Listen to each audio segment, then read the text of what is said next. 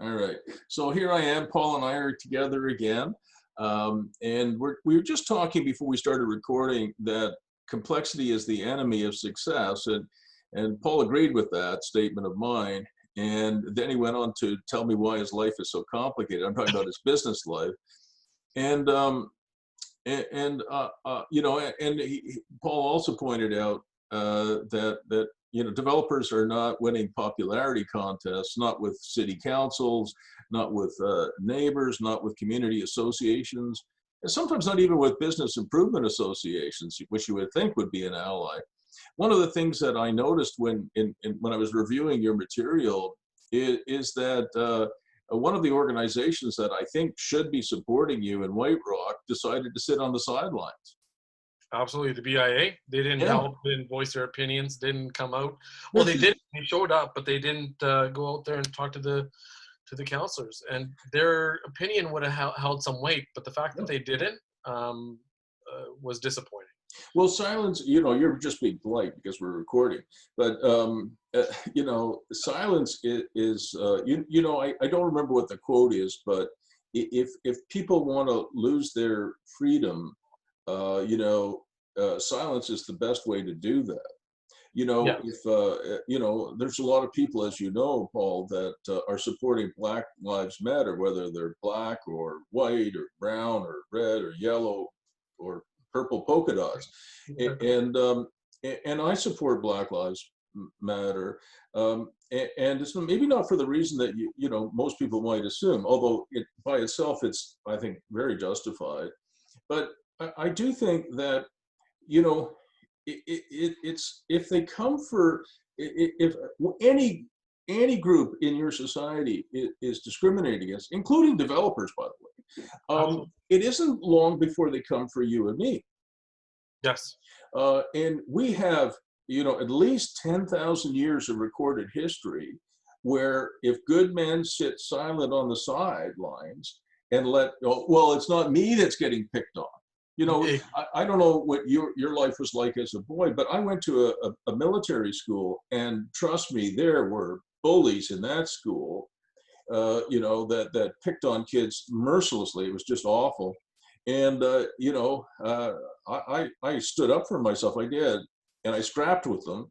And I also defended my buddies. But if you don't do that, it just gets worse and worse and worse. So when the BIA didn't say anything, not only are they cowards, in my opinion, that it won't be long before the rest of these NIMBYs, not in my backyard types, come for other members of the BIA, not just you.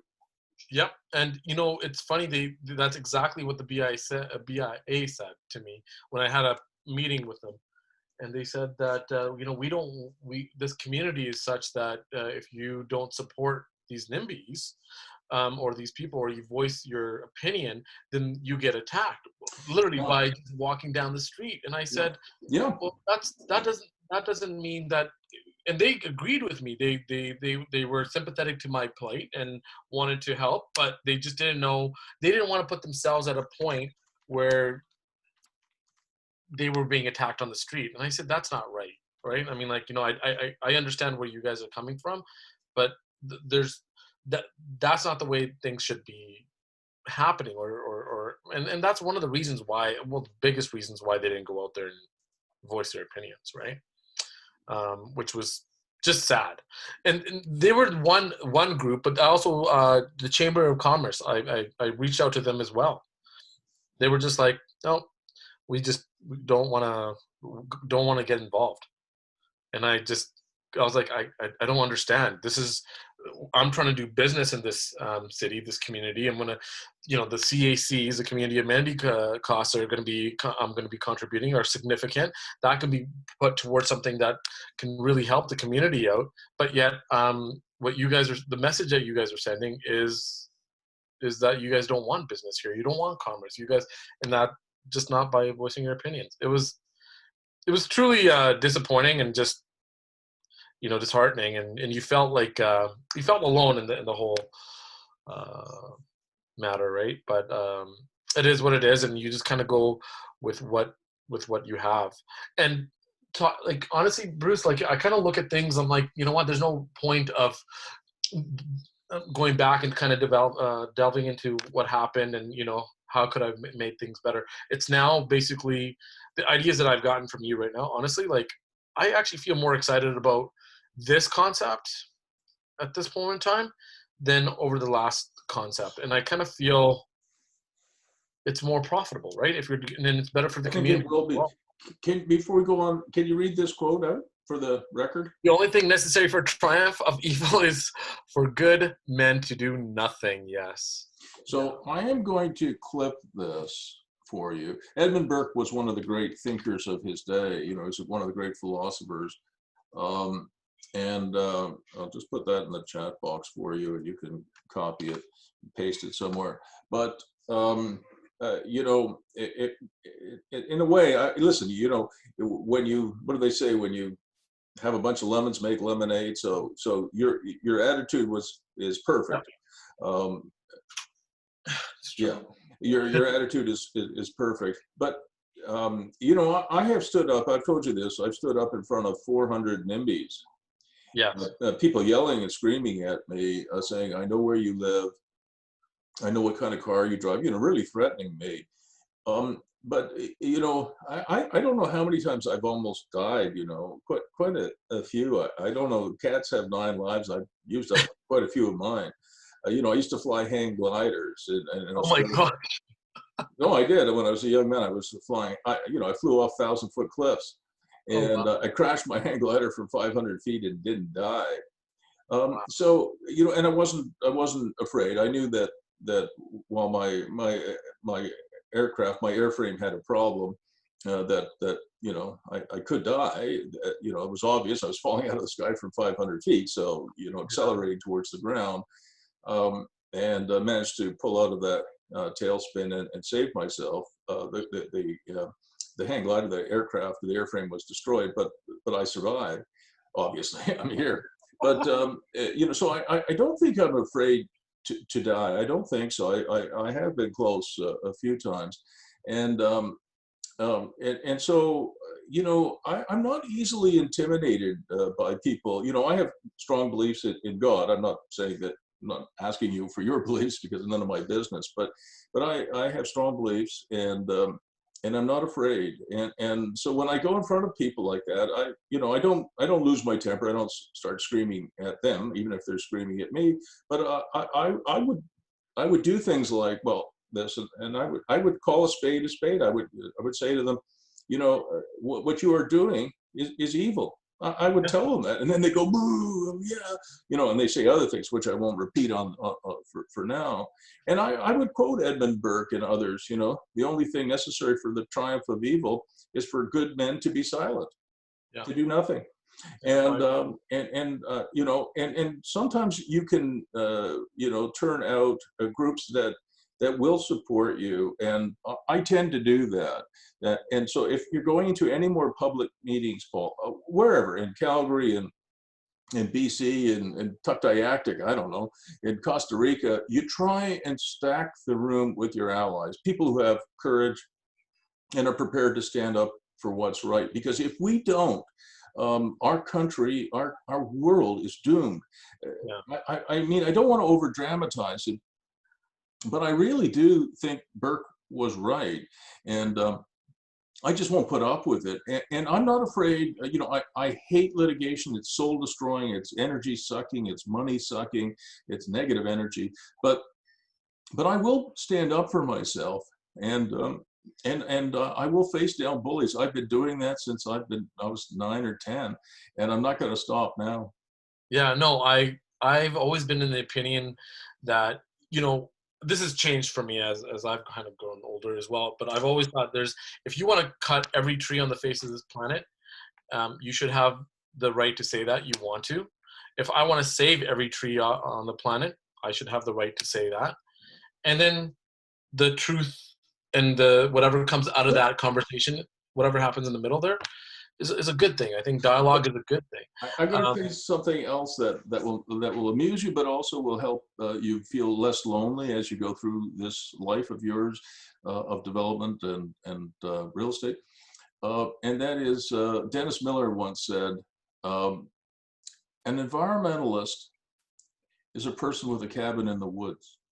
A developer is somebody who would like to have a cabin in the woods. Yes, yes. He's a very clever man, Dennis Miller. Yeah, Much smarter than I am. Right. But I want you to remember that too.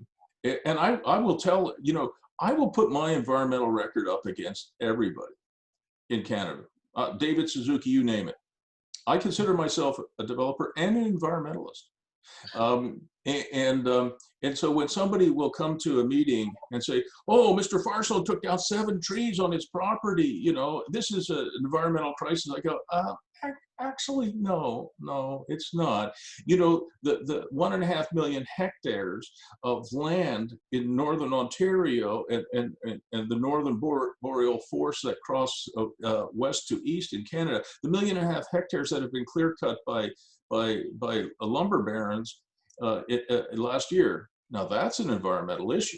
Yes. But the fact that I took down 7 trees on one of my properties, you are misplaced. That is not. I have planted tens and tens of thousands of trees personally. Wow. So Paul, this is just a little advice for you. I did a study not that long ago that if you look at a house, a nice house, an average middle-class house on this street with almost no trees, in a very similar house, almost identical, maybe a few blocks away with mature trees, what do you think this one sells for compared to this one? The one with the mature trees? Yeah. The one with the mature trees sells higher. Yeah, but it sells higher, but how much higher? What percent would you say? I'm not even sure. So I can tell you, we did the research. It's about 6%. 6%? Okay. So if you have a $600,000 home over here, if it's located on this street with the trees, it will sell for almost $40,000 more. That's quite a bit. That's significant. In some areas it's 8%, but 6 is the base, and it could be as much as 8% more. That's a lot. So when I buy a property, let's say I bought Randy's property, or you know, the 4 acres that we're going to talk about in a few minutes. Yes, I'd put mini storage up, and I'd do a bunch of other stuff. We'll talk about what is the highest and best use for that property. But I also plant trees. Yeah. Because, you know, think about it. It is pretty much the cheapest friggin' thing you can do to improve your property. If you came to my house here, my house, I think I told you this was hit by a tornado two years ago. Oh, I didn't know, no clue. Oh, okay. So there was a tornado in Ottawa, and it touched down in 2 places, a little community north of Ottawa where I'm quite active as a developer called Dunrobin, and then it touched down in Arlington Woods. Yeah. Guess what? I own property in Dunrobin and Arlington Woods. Oh, God. I am in a category of 1. I am you know, you know, you have to laugh. One of my buildings, I have a little shopping plaza in Dunrobin that I built. It's about 10,000 square feet, totally destroyed by the tornado. But it wasn't finished with me. It came and whacked my house in Arlington Woods. And you know, my wife was crying, and my kids were upset. But I wasn't, you know, I mean, I was upset, but you know, not really, actually. Maybe I can't admit that, but it's true. I wasn't. I just said, oh, honey, you know, I'll fix it. We'll fix it. You know, I mean, bad things happen. We'll fix it. But our plaza's down, you know, about 40 of the homes that we built in Dunrobin were destroyed. Oh my gosh. And then it came and decapitated our house. I lost the about $120,000 in damage on the principal residence. But we had 18 mature trees, white pines, beautiful white pines, 18 on this property here at Arlington Woods. It's a fairly big, it's about a quarter of an acre, a little bigger than that. But it's in the city, you know, it's just a bigger property. And it had 100-foot tall trees. Every one of them came down. Oh my gosh. So I'm the exact opposite of what I told you. We have a house in a forest that is absolutely beautiful, and now there's no forest.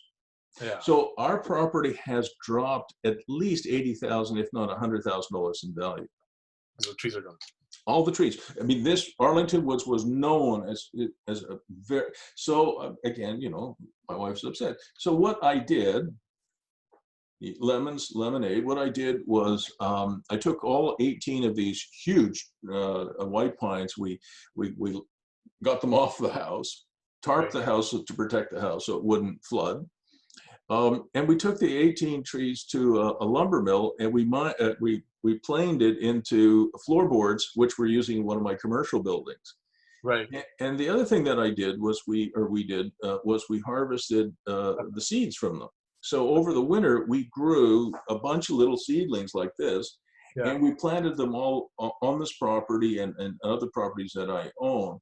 So if you buy a piece of property, even a commercial property, you know, saving some of the trees and growing some trees, even on a commercial property, will be like really additional value in a number of ways. One, there's the beauty. Yeah. Number two, it's like branding. You know, if you and I went to a nice men's store like Harry Rosen to buy a nice, you know, $3,000 or $4,000 suit, but all the suits were lying on the floor, and you know they were covered in dust, and the salesperson picks them up and shakes off the dust and said, "Oh, Paul, you'd look really good at this." You kind of go, really, you know. So merchandising is really important. And going back to when I was a much bigger developer and I would do subdivisions, most of my colleagues in that business, other developers, would go onto a property and they would take every single tree off the property. They would. Yeah. And that's because it's easier to put the roads in, it's easier to put the houses in, you don't have to move around trees, you don't have to be careful. But I would remove about 30% of the trees for roads and for the actual, the footprint of the house. And I would keep, maybe not 70%, but I'd probably keep 60% of the trees. And our sell-through on the houses that we built in the subdivisions was much faster than the other guy who took it, you know, because they take out a 40-year tree. How long does it take to grow a 40-year tree? Right. And then they put, you know, you have this huge tree, and then they say, oh no, we'll put a 4-foot, 1.5-inch caliber, tree. Yeah. So the houses that we would build would have these wonderful trees around them, and our competition would take them all down. It would look like, like the surface of the moon. So that is my biggest issue with suburbs. Mm-hmm. It's actually, I hate suburbs because I grew up in like, was born and raised in Vancouver, where there was these majestic trees, Bruce, and they were right on. And then like they would blossom every spring and smell so wonderful. I actually feel so I did, I was talking about Dunrobin, this little village north of Ottawa, where I built several hundred homes. And it was just literally a flat plain, there's not a tree in sight. And I planted it myself with I have a free labor force called kids. So myself and 5 of my kids, plus one of my, two of my employees, we went into that village and we planted 3,500 white pines in the village. And here we are 25 years later, they're huge. And those houses, even though we lost 40 of them 2 years ago in the tornado, the houses sell very, very well. And it's exactly what you were saying. It is a suburb, but it's built on a grid network. So the grid, streets are like that. Yeah. You understand? Yeah. A gridded street pattern, largely. And we did a few other things that were very clever. So we had, it looks like something you would see in an inner city or close to an inner city location. And one other thing that we did, and I'll let you go next, is, and this was, I think we were certainly the first in our area to do it, and I'll show you what it looks like. So here is one street, and here's another street. Right. The way that most developers would do their lot plan is very simple, right? They would do lots like this. Yep. So you'd have a lot facing this street, a lot facing this street, another lot over here, another lot over here. So that's what a typical developer would look like. So there's your lotting plan. Okay. Then somebody would build a house here and here and here and here and here and here and here. And of course, when you come back in a year, everybody has a fence, right? Right. Yeah. So we built this subdivision that I'm talking about in Dunrobin with a covenant that we registered on title that everybody said, Firestone, you're crazy. Yeah. And I when they told me that, I said, well, you're not the first person to tell me that. So I'm going to show you what happened, okay? You'll enjoy this, I think. Just give me a second.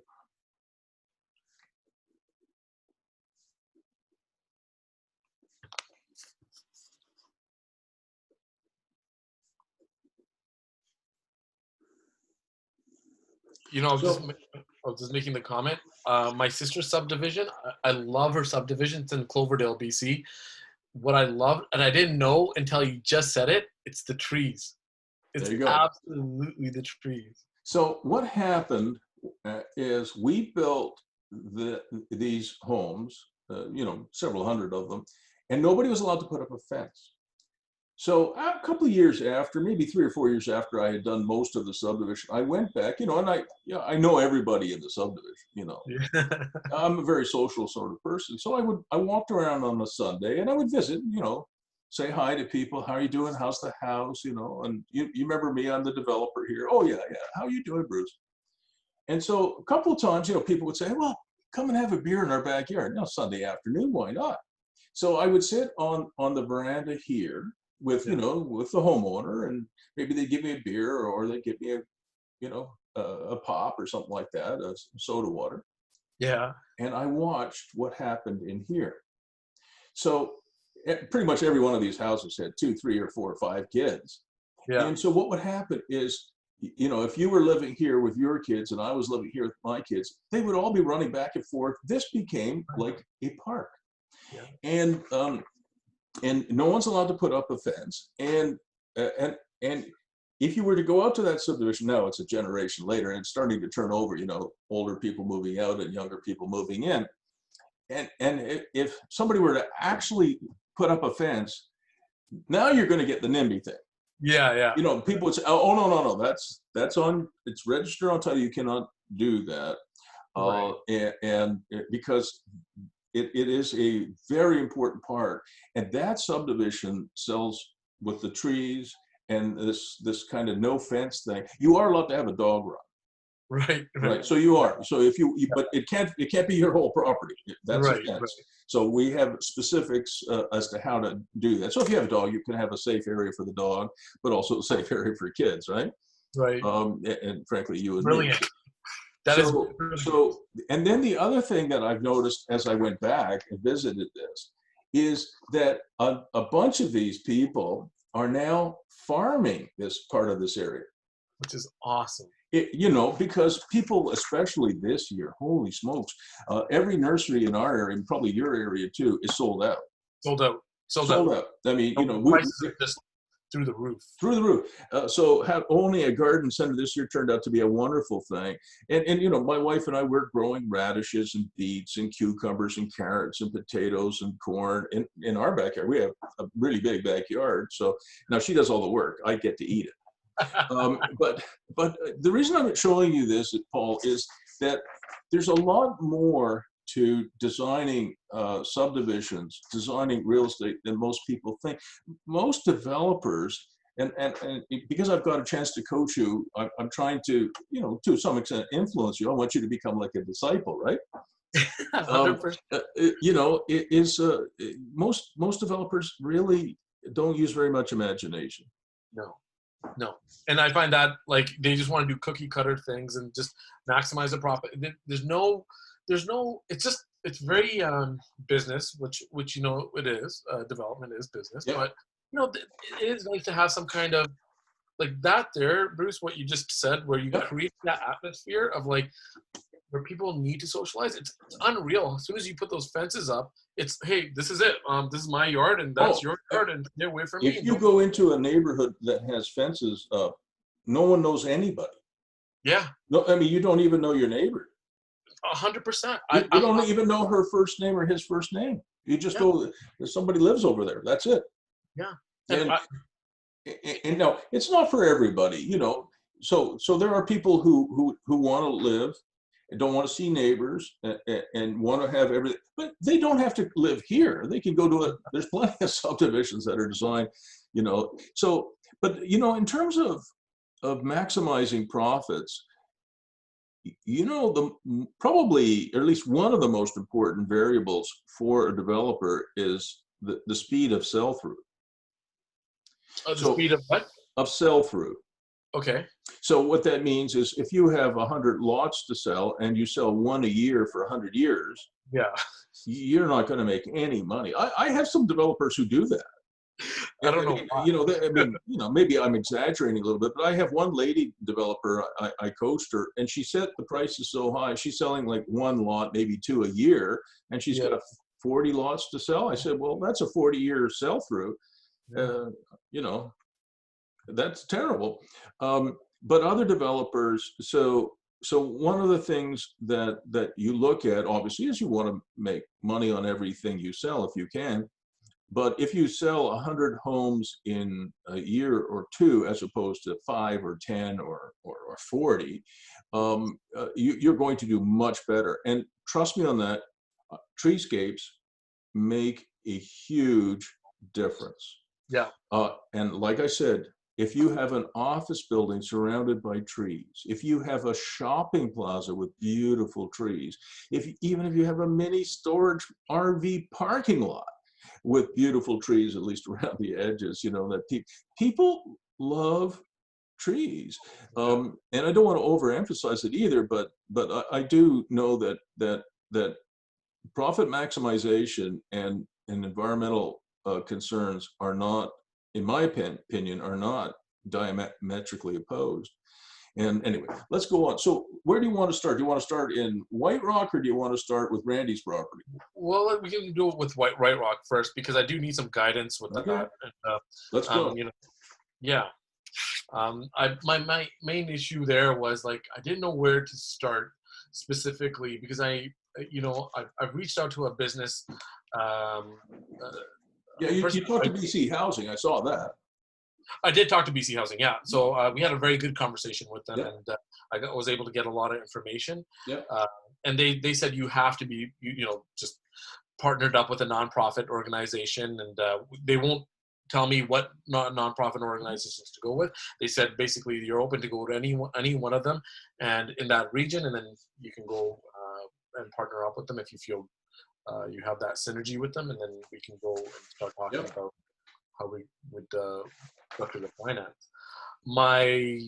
I guess my biggest dilemma there would be, like, how to go out there and reach out to these nonprofit organizations. So, I looked up a couple of them on the internet. So can I show you just something I did here in Ottawa for a not-for-profit organization?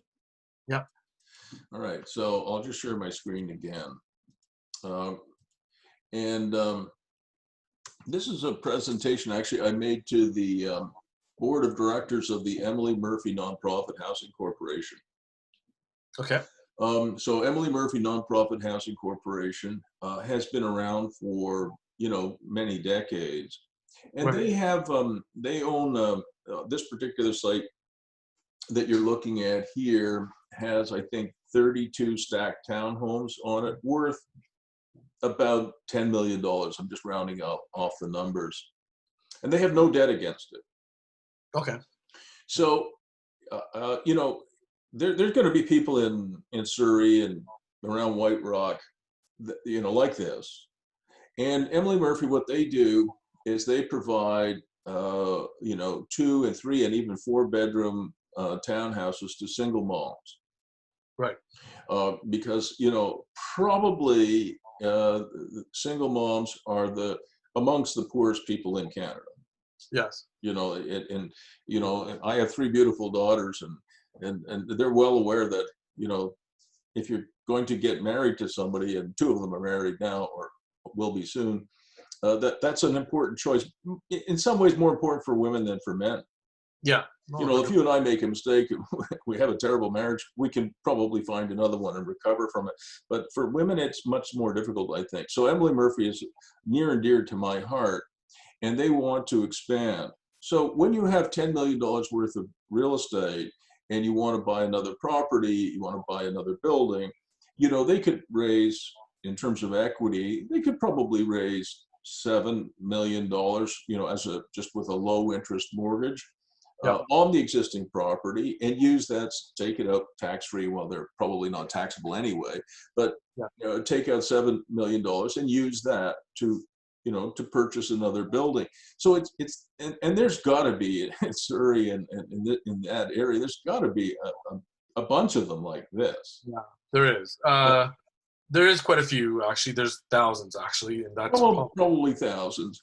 And so anyway, I went to talk to them because I coach them, right? So, and I talked to them about fee hash, the fee hash concept, which is not actually my term. It's a term coined by an architect in Quebec by the name of Isabelle Bradbury.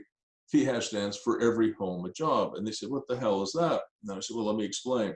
So this is the Emily Murphy Nonprofit Housing Corporation. You can see they've got, you know, this project here, and then they've got more over. I mean, I don't know how many they've got, but just this one alone here, just this one here, which is, I think, theirs, is about 10 million bucks. And if you include all the others nearby, I don't know, it's 50, 60, 70 million dollars worth of real estate. So they have the capacity to grow. Yes. They would have the capacity, for example, to buy your building. Yes. You know, I mean, I forgot, if you were going to pre-sell this building with its new form to it, what would you sell it for? It's about 40 with the commercial, about 40 million. I recall about 40 or 45 million dollars. Yeah. Yeah. So if you have $7 million in equity and you have the support of BC Housing or Canada Mortgage and Housing Corporation, you could probably buy it. Yes. You know, yes. like if it was a private guy, he or she, you and I might need 10 or 12 million dollars to buy a 40 or 45 million dollar building, but they could probably do it with 7 million. And if Emily Murphy needed additional money, they could perhaps put a mortgage, because all these mortgages are long since retired, so they could put a mortgage on, you know, instead of 32 stacked homes, maybe 60, and they could have 14 or 15 million dollars. Right. So these are the stacked towns that they own. There's the playground. Now we're just inside. You know, this is I think the community center inside one of their buildings. These are some of the people that are involved. Just some pictures of their offices. So this is actually, now we're upstairs in one of the units. This is just I guess you know, from title. This is their title. So it was 39 stacked towns worth about 200,000 each. So it's probably more likely 8 million than 10 million when we did it. They wanted to do some renovations and refurbishments of the existing units, and then they wanted to build some new style townhouses. Right. So similar to these brownstones. I don't know if I've ever shown you these, but I like these brownstones. I love these too. Yeah. So the brownstones would allow them to have, you know, 2 and 3 bedroom units on the ground floor, 2 and 3 bedroom units on the second floor, 2 and 3 bedroom units on the third floor. And then, you know, you remember the garden level suites? Yeah. Yeah. And so these are, you know, so back in the day when they were building these go back in Harlem and Brooklyn to the 1890s, even the 1880s, I think. Wow. You know, we were building better cities in the 1880s and 1890s than the crap suburbs that we build today. Yeah, I saw that one called out with Spec. Jeff. Spec. That was mind opening. Like, it was just mind. But back in the day, you know, the wealthy family would live upstairs, you know, all 3 levels of this, and then the nanny, the cook, the housekeeper would live in the lower level suite. But today, you would have ground floor suite, second floor suite, third floor suite, and then you have the lower level suite, which I suggested is the place where the people who are living there could run small businesses. Right. So for every home, a job. And so the idea was, this is the gigaplex idea. So the idea was, if I'm a single mom, I'm living in this building, I can run a daycare down there. Yes. Or I'm a single mom, I go and learn how to be a registered massage therapist, I can run my RMT practice there. Right. So, I mean, you know, maybe I go and learn how to do nails. I run my nail bar there. So they when I talked to them about it, you should have seen their eyes light up. They said, oh my gosh, this is so fantastic because a lot of these women who are there, they don't want to just, right now, what they do is they sit outside during the nice weather months, smoking cigarettes, watching their kids. That's what you go there. I mean, I go there and I watch, I sit in the playground, I say hi to the women and to the children, and the ladies just, they're smoking and watching their kids. But if they could run a daycare, run a nail bar, run a registered massage therapy, whatever, because I've gone in there and I've actually done this with the community. I've had the ladies come with some of their older children and the management team and the board of directors, and I've talked to them, and they really are keen on the kind of the gigaplex idea. This is just another shot of a different type of brownstone. Again, you can see the lower level entrance here. Yeah, it's gorgeous. Yeah, it's very nice. These are garden level, and this is the kind of thing that they want to develop. So the idea is give a person a fish they eat for a day, give a person a fishing rod they eat for life. And I think I've told you this. I've worked with Habitat for Humanity on the same concept. Okay.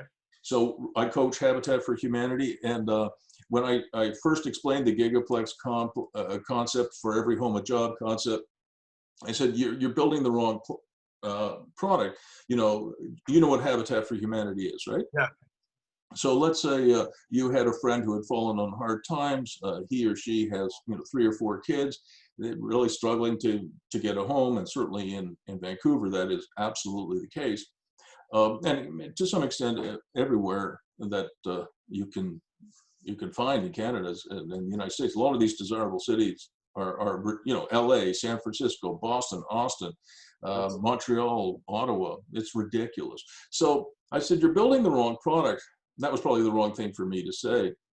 And I said, you should build a home, and the home should have a separate basement suite that the people who are going to go into your Habitat for Humanity homes can rent out. They can rent it out they can use it as a business, or they can, they can just take in another family and charge some rent. And Habitat for Humanity said, absolutely no way. The people that we deal with do not have the mental bandwidth to actually become, landlords. And I said, I think you're underestimating these people, whether they're from the Middle East or they're from Haiti or they're from Somalia or wherever they're from. Everybody who I know from Haiti, and I have quite a few Haitian clients, they're all entrepreneurs. Yeah. Because if you don't have some kind of a gig in Haiti, you just sit on the side of the road and starve to death. Yes. And I said, you're underestimating these people. So anyway, they fired me as their coach.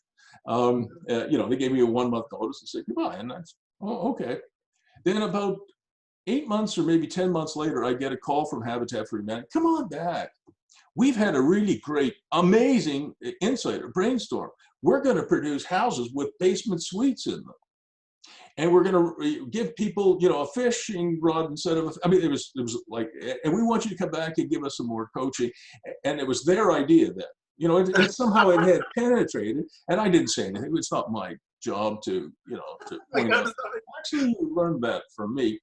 But to give them full credit, they have changed their model across North America now, maybe worldwide, but certainly in Canada and the United States. And they are now doing side yard apartments, basement apartments, workshops in the backyard, all the stuff that I talked about. So to make a long story short, I'm going to interject just before you get there. I did talk to BC Housing about that, and and the BC Housing guy said, "Why would you do that? Why would you put that burden on having them rent out a unit when you can just make these units smaller and just charge them less rent?" I said, "Well, the rents are higher, but now they have more ownership and they can charge." And he didn't understand. He was like, I disagree with you. I got, that's almost exactly, that plus the complexity of being a landlord was the pushback from Habitat, but it has been a big success. And trust me, if you're from Haiti or Somalia or Syria, all of these people who are in tremendous distress, they absolutely know how to make money. Yes. They are more inclined to be entrepreneurs than the average Canadian. 100%. 100%. I'm telling you, I get invited every once in a while because I'm a bit of a preacher to give a sermon at churches. I like doing it. I don't do it many, but I might do 2 or 3 a year. I don't charge anything for it, obviously. And as soon as I mention, that I truly believe that the best thing for most of us is to have our own gig, our own personal business for life. You can see people in the audience, they're sitting there like this, another sermon, they do this. And then I've got them for the next 50 minutes. They're listening. And there's a lot of black faces and brown faces and white faces and others, but they're listening because they come from all over the world to Canada for freedom, but they do know how to run a business. Maybe they had a vegetable stand in Haiti. One of my clients from Haiti is an artist, and he was on his own at age 10. It was, his parents couldn't keep him, and they just said, "You have to go, and good luck." Right. 10 years of age. And he went to the market in their capital city. I should know it. It was almost destroyed by an earthquake. And he would sit there, and if you came along or I came along, we're obviously tourists, he would say, "Look, for $1, sir, I'll do a caricature of you." Yeah. And the average wage at that time in Haiti was $2 a day. That's not very much. And he was doing between 4 and 6 characters a day. So at 10, he was like wealthy. Yeah. Compared to his parents. He was making $4, $5, $6 a day. And as he became a teenager and he got better at it, and he was making significant amounts of money doing characters. I have one of his somewhere, on my computer that he did of me. Now he's 35 or 40, but he came to Canada with no money, but with a lot of skill, and he has been a huge success. So people are underestimating the skills that immigrants bring to this country. It's ridiculous. I don't know where they're getting their information from. So that gentleman at BC Housing has no idea. So just bear with me for one more minute, and if you look at this picture here, imagine if you had a 3-bedroom apartment in your building, and one of those bedrooms was actually its own microsuite, and you could take in an elder. Yes. What do you think an elderly person pays to live in a retirement residence in White Rock a month? A fair bit, like $5,000-6,000. It's a lot of money. Yeah. Probably $6,000 a month. Yeah. So let's say I'm a single mom, and I'm in one of your apartments. It's a 3-bedroom. I've got 2 kids. They share a room. I've got a room, and I've got this microsuite. And I go out and I get my personal support worker certificate. Your PSW. Yep. So yeah, now we've discussed this model before. I know that, but I just want to make sure that this stupid person at BC Housing should really rethink it. The way Habitat did it, took them 8 or 10 months to do it. But that if you could bring an elder into your community, take care of her for say $3,000 a month. If you're paying rent, what would you pay on a 3-bedroom apartment? Just market rent in White Rock. It'd be quite a bit. It'd be a lot. Over $3,000. So let's say it's $3,000 a month market rent, and I'm bringing in $3,000 a month from taking in an elder. I'm living with my kids for free. So Bruce, let me ask you something. I've thought about this a little bit in a different manner. Yep. A lot of the seniors that I know are well-to-do, right? Especially in White Rock, it's quite affluent. For sure. Community. But as you get older, you want to be able to have some assistance. So and so just maybe flip that around in the sense that you have the seniors living in the actual unit. Whoa, that's clever. Yeah, and then you actually have the people that have their certificates, the younger people that need the assistance, right? I hate you. That's so brilliant, Paul. Yeah, and I thought that. Oh my God, I should have thought of that myself. Yeah, well, it's all you. Oh no, that's you. So, so then I thought, well, then that way I can charge these the seniors a higher amount, and they have no issues paying this kind of money. But the service that they're getting just for that additional pills, the service that Oh they my get. gosh. So, I mean, it's such, that is so good. I'm jealous. So but let's just go through that slowly. That is really good because yes, even in Ottawa, we don't have as much money in Ottawa as the people in Vancouver. I don't know where people in Vancouver get their money, but they got lots of money.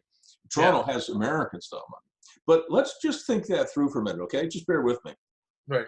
It's such a good idea. All right. So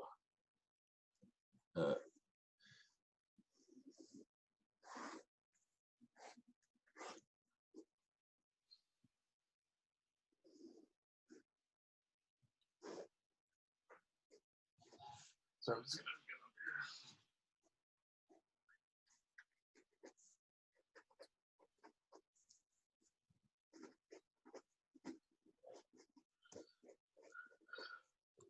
So you don't even need an architect anymore. I just designed your building.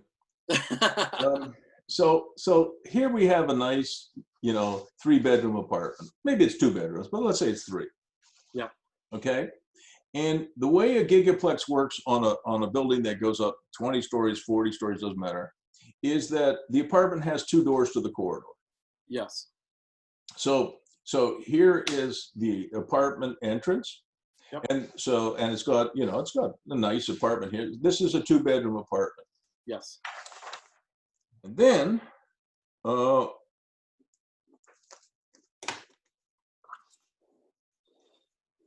we should show this, I mean, you should show some of this without my comments to the BC housing guy. Yes. Not where I called him stupid. But he is being stupid. Yeah, he is. He is being stupid. He just doesn't listen. But so, you okay, Paul? Yeah, I'm just plugging in my laptop here. Yep. There we go. Okay. So this is the entrance to the corridor that gets to the main apartment. This is the entrance to the micro suite, right? Because you can't have a micro suite with no windows, right? Yeah. So you've got your micro suite here. And then this is the door that is like double loaded. So you're absolutely right. This could be the old folk could be in here, beautiful apartment, etc. And a young person, a PSW, some young person with her PSW certificate could live in this micro suite. And it's interesting that you made that you've kind of reversed the model, because that's exactly what they do in the Netherlands. It's a true story. I just didn't see it, but I do know now that you have pointed it out to me. Sometimes you don't see the forest for the trees. I've been so close to this for so long now. And by the way, it is now being successful. It is, lots of the people I coach are actually doing it. If you keep yelling long enough, maybe somebody will listen. So the Dutch do that. So the Dutch do not like the modern idea of having long-term care facilities for retirement residents with just old people in them. Yep. And I don't know what it's been like in BC, but in Quebec and Ontario, COVID-19 has ripped through long-term care facilities. Same thing, Bruce. Same thing in BC. Okay, I didn't know that. And thousands of our elders have died, and it brings tears to my eyes, Paul, because these are the people who took us literally from the horse and buggy to the rocket age, to the jet age, to the computer age. Greatest generation ever, and they're just being decimated. 23% of people my age or older who go into the hospital with COVID-19 are not coming out again. And if I told you that you had a 23% chance of dying every time you got in your car, you'd park that sucker. Yeah. By the way, my grandfather, who's 97, had COVID. He was sick for 2 days. He was down. Well, you've got good DNA. If I get COVID, it's lights out for me, brother. I have to be really careful. Because I have some, I mean, I'm healthy, but I do know that it would wipe me out. So The Netherlands had many fewer problems in their retirement residences because they do exactly what you just described. This picture that I just showed you on screen here is actually from the Netherlands, and I'm so stupid. It was staring at me all this time. This young woman actually lives in a retirement residence. She has her PSW certificate. She is a student, and she Oh, provides care. So she's one-on-one with this lady. yes. That's So, you are absolutely right. And what they do for these young people is because the cost of an apartment in Amsterdam is ridiculously high. Probably double what you're paying even in White Rock. yeah. So yeah, a shitty apartment, excuse my language, a crappy apartment, could be 5,000 or 6,000 euros in Amsterdam. Is really, really expensive.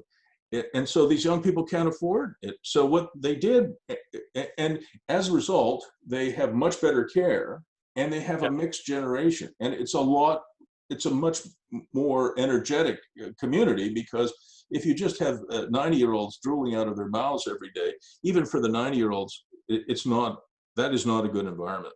No, and I have some friends that are like 90 years old and older, Yeah, and they're all well-to-do, but none of them want to stay in a micro suite. And the younger generation can. Like, I have no issues living in a tiny home, and that's especially like that's what I could do. And I find a lot of the millennials more so like the smaller spaces than they do absolutely. the Well, bigger units. one But of the seniors, they some of my friends, we go out for a glass of wine, and they like and they have the money, Bruce. They just have the capital, but they need It it. is such a brilliant idea, and it's simple but brilliant, Paul. And you have just found the key. I bet you we can get BC Housing on board with your model. Yeah, and I didn't because I didn't bring that up with BC Housing, but I'm Oh, no, sure. no, your model is. But what I think the answer is that there's no one model. Once this building is built, once you have this built, Yes. up to the top, down to the bottom, whatever you decide to do, a mom with two kids could be here, and an elder could be here, Yep. or an elder Right. could be here, and a young person could be there. It works. So you don't care. I mean, just pay the freight. Yep. Exactly. And whether it's an old person paying the freight, or a single mom paying the freight, but having the ability to use the Gigaplex Micro Suite to offset some of her costs. And many of these young women with children have very significant rent geared to income. Right. Yep. You know what an RGI unit is, right? No. RGI. RGI stands for rent geared to income. Okay. Yeah. That's just kind of a generic thing you'll hear a lot of this business, RGI. And it means that they get significant subsidies from the government of Canada, or in this case, government of British Columbia, the provincial government.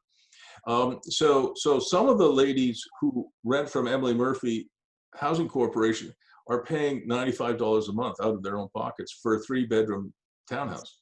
That's crazy. But Emily Murphy gets subsidies from Ontario, and also I think from the city of Ottawa. So once you have the basic building block, the form that we've been talking about, then you really don't care. You're agnostic as to how it's used. Yes. But your riff on this, your spin on it, your reverse model, will be very appealing, especially to the wealthy seniors. Yeah, and because they Just such a especially if good idea. if you're a couple, like my grandparents like to live together. They want us to be together. Yeah, yeah. But whenever they want some of us to visit them, like they go back and forth from And there. I can tell you, I could live in a jail cell as long as I had an internet connection and a computer, and weekly visits from my wife. Yeah. When I was younger, it might have been a little bit more often. Yeah. But I'm okay with that. I don't really need a big house. We have a decent sized house, but for myself, I don't really need it. Right. I'm like you. Well, I could live you at a got tiny. grandkids. You like them running around, right? So, Well, I like having my kids around and my grandchildren around. Of course, my wife too, and I enjoy really family life is really special. But you know, if I had to, you know, think about Nelson Mandela spending yeah, 27 years in solitary confinement and coming out with an attitude of forgiveness. right. Now Right. that That's another level, which that's 10 levels above anything I could achieve.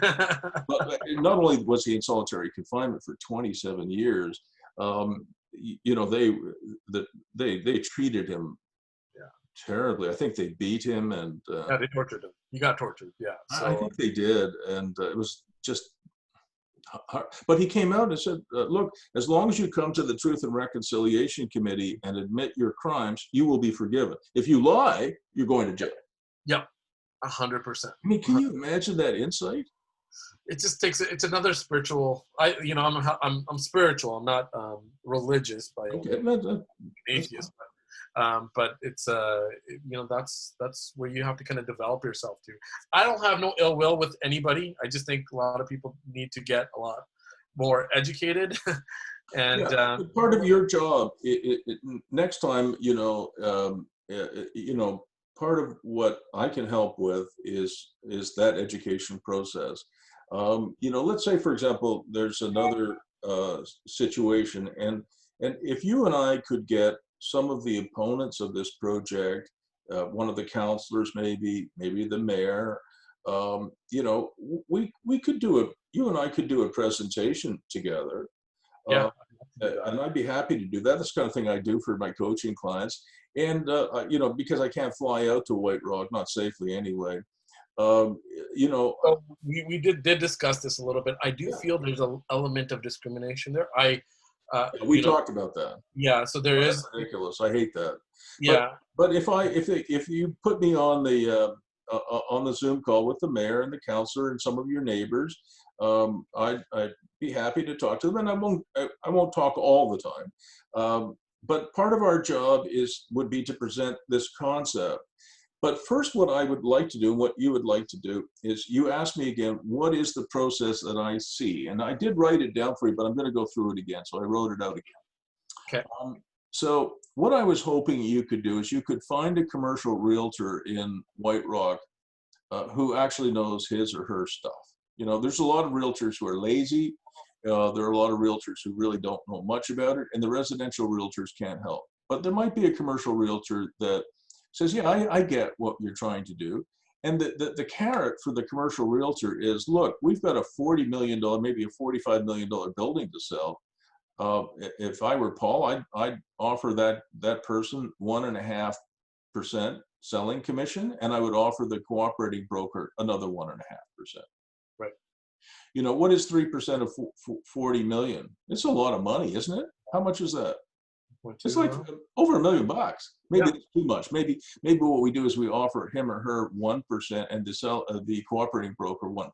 So it's yeah, $800,000. But for $800,000, 400,000 for the listing broker and $400 for the cooperating broker, you'll get their attention. yeah, 100%. So 1 and 1 is probably all you need to offer, and you know that's a terrific commission. You know, how many times? I mean, I've made a few commissions of that sort, but not many. You know, couple maybe. Uh, True. so find a commercial realtor and talk to him or her and say, look, I'm thinking about pre-selling this building for 40 or 45 million. I'll give you a point. Now, one of the things you have to be careful is there's probably a bunch of commercial brokers in White Rock that don't belong to the local real estate board. Yeah, And what they'll try and do is they'll say, okay, Paul, yeah, we'll take 2%. Yeah. But they won't give the outside broker anything. right, right. You as the owner have to insist on that. Okay, You have to insist on that. See, I belong to Century 21. yeah, So because I belong to Century 21 and Century 21 belongs to the Ottawa Real Estate Board, yeah, I have an obligation, which I'm happy to do, which is to give the outside broker part of the commission. right. And it's right in our listing agreement. So if I were in White Rock and I could help you, I would say, I'm a good commercial broker, listed with me, I'm happy to help. We'll take 2%, and right in the listing agreement would say 1% to the outside broker and 1% to Century 21. Got it. But, you know, I don't know if you have Colliers out there and CBRE, Yep. you know, I don't know, Barnaky's out there, whatever. But those guys try and double in everything. Okay. And that is a mistake, Paul. Right. I've told them that's a mistake, but they don't listen to me. They're greedy. Yeah. But here's the thing. If you offer 1% to the listing broker and 1% to the outside broker, every one of those outside brokers, you know, will go to work for you. Right. If you don't, if I call up, if say you listed it with CBRE, and it's 2%, but they're going to keep it all, right? They'll hide that from you, by the way. Yeah. But if that's what they do, and I call up and say, look, I'm working with the Emily Murphy Nonprofit Housing Corporation. We'd like to put in an offer on this building. I work for Century 20. What is the commission I'm going to get? Well, we don't offer anything. Zero.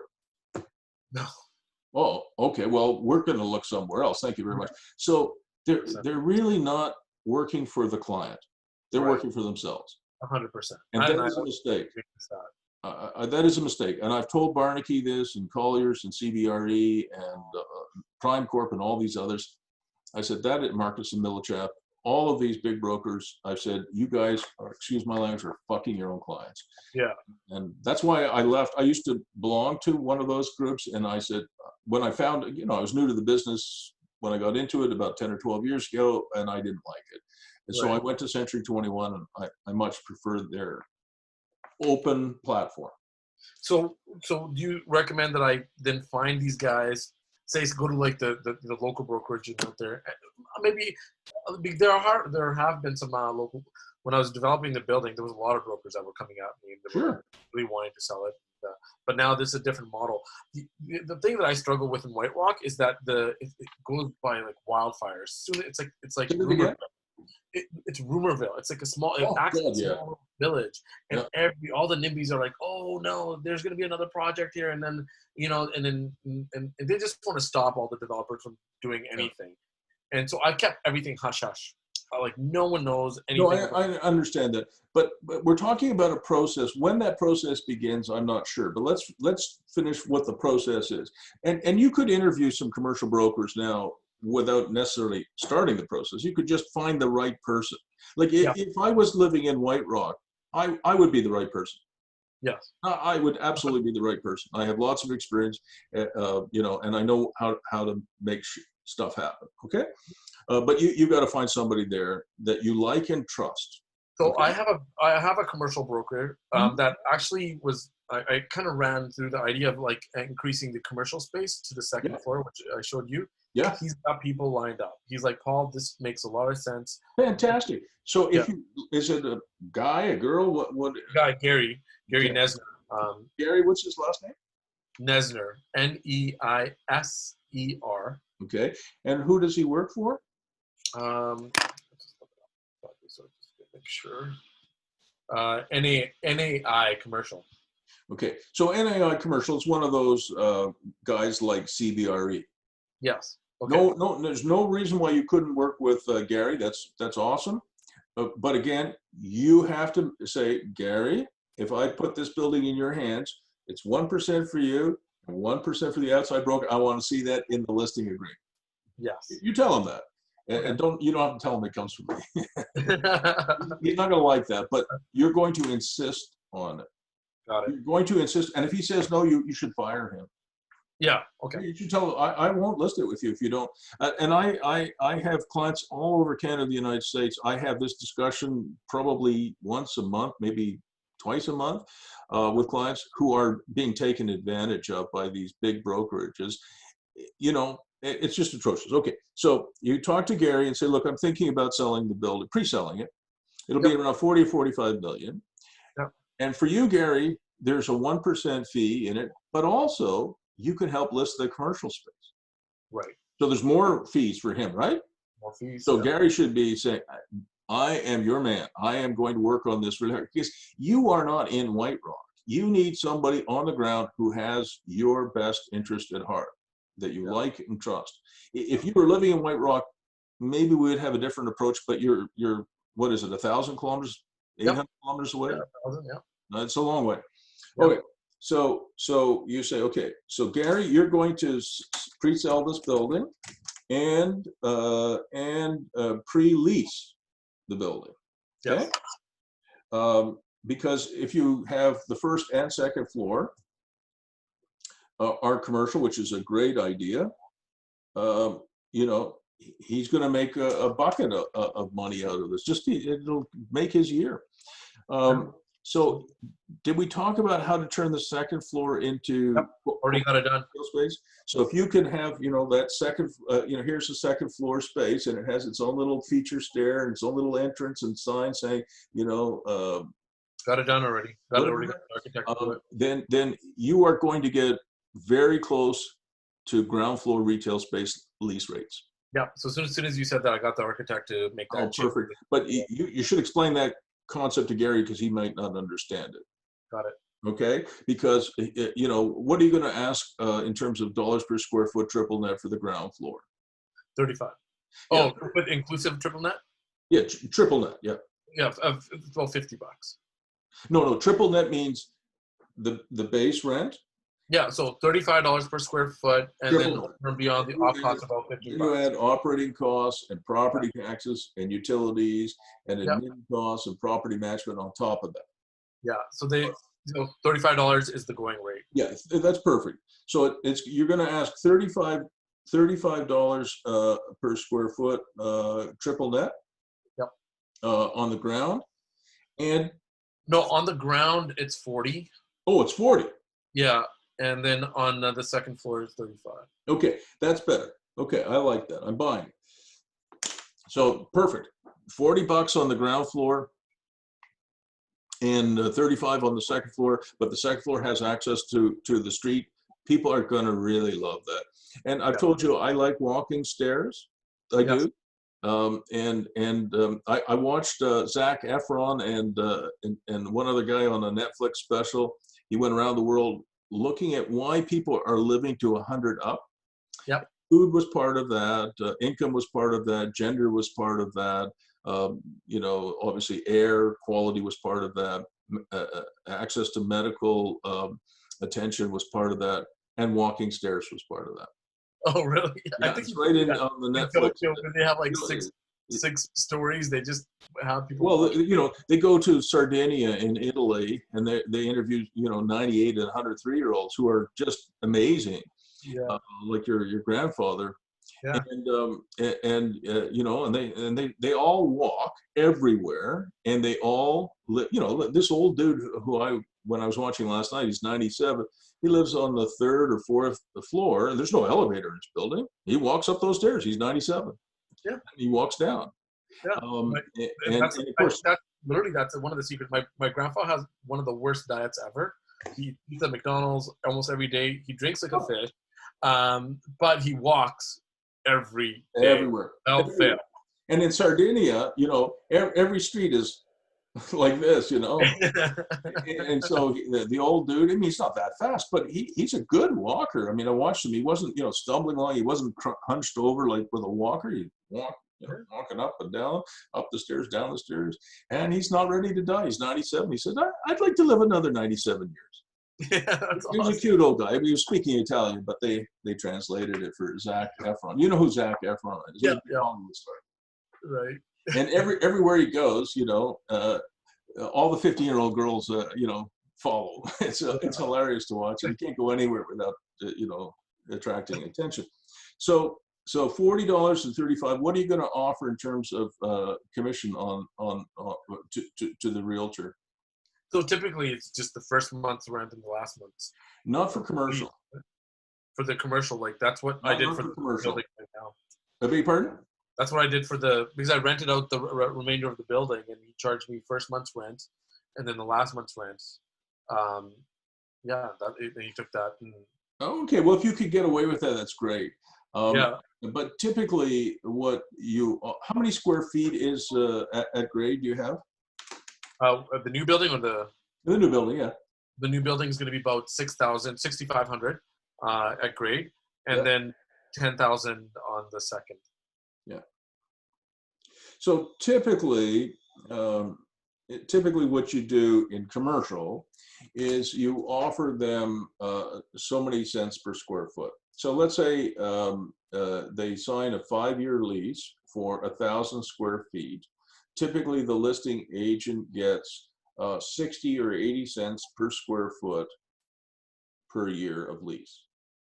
So let's say it's 1,000 square feet, and he gets 80 cents per square foot. He gets a commission of $800 times 5, because it's a 5-year lease, is $4,000. Yeah. Okay, so that's very typical of the stuff that you would see in Ontario, 80 cents a square foot. And then the outside broker, the cooperating broker, typically gets 40 cents.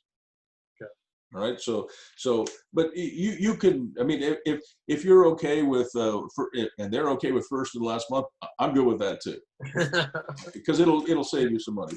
But typically I would expect 80 cents per square foot for the listing, but only for the first 5 years. So if you sign a 10-year lease, he gets nothing for the second 5 years. Yeah.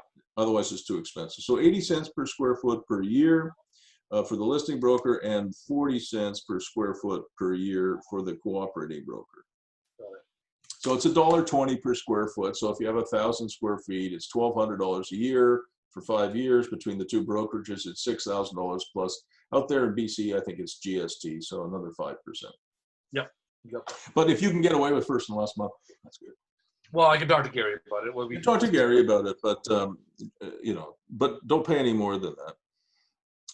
All right. So the next thing I think that you would do with his help is he's got to do some work. You're not just going to give him $400,000 or $450,000 in commission income, and he doesn't do any work. So he is the person, I think, who should make a list of White Rock and Surrey, North Surrey, not-for-profits, charities, foundations, and co-ops. Don't forget about the co-ops, right? Yep. It's charities, foundations, not-for-profits, and co-op housing. I've done a lot of co-op housing as well. Okay. So he makes a list of all of those, and then the list should be an email list. And most of these not-for-profits, you can just go on their website and they'll have, I work with Emily Murphy, Pam Cripps, executive director. They'll have a phone number and an email address. And so you need the names, phone numbers, and email addresses of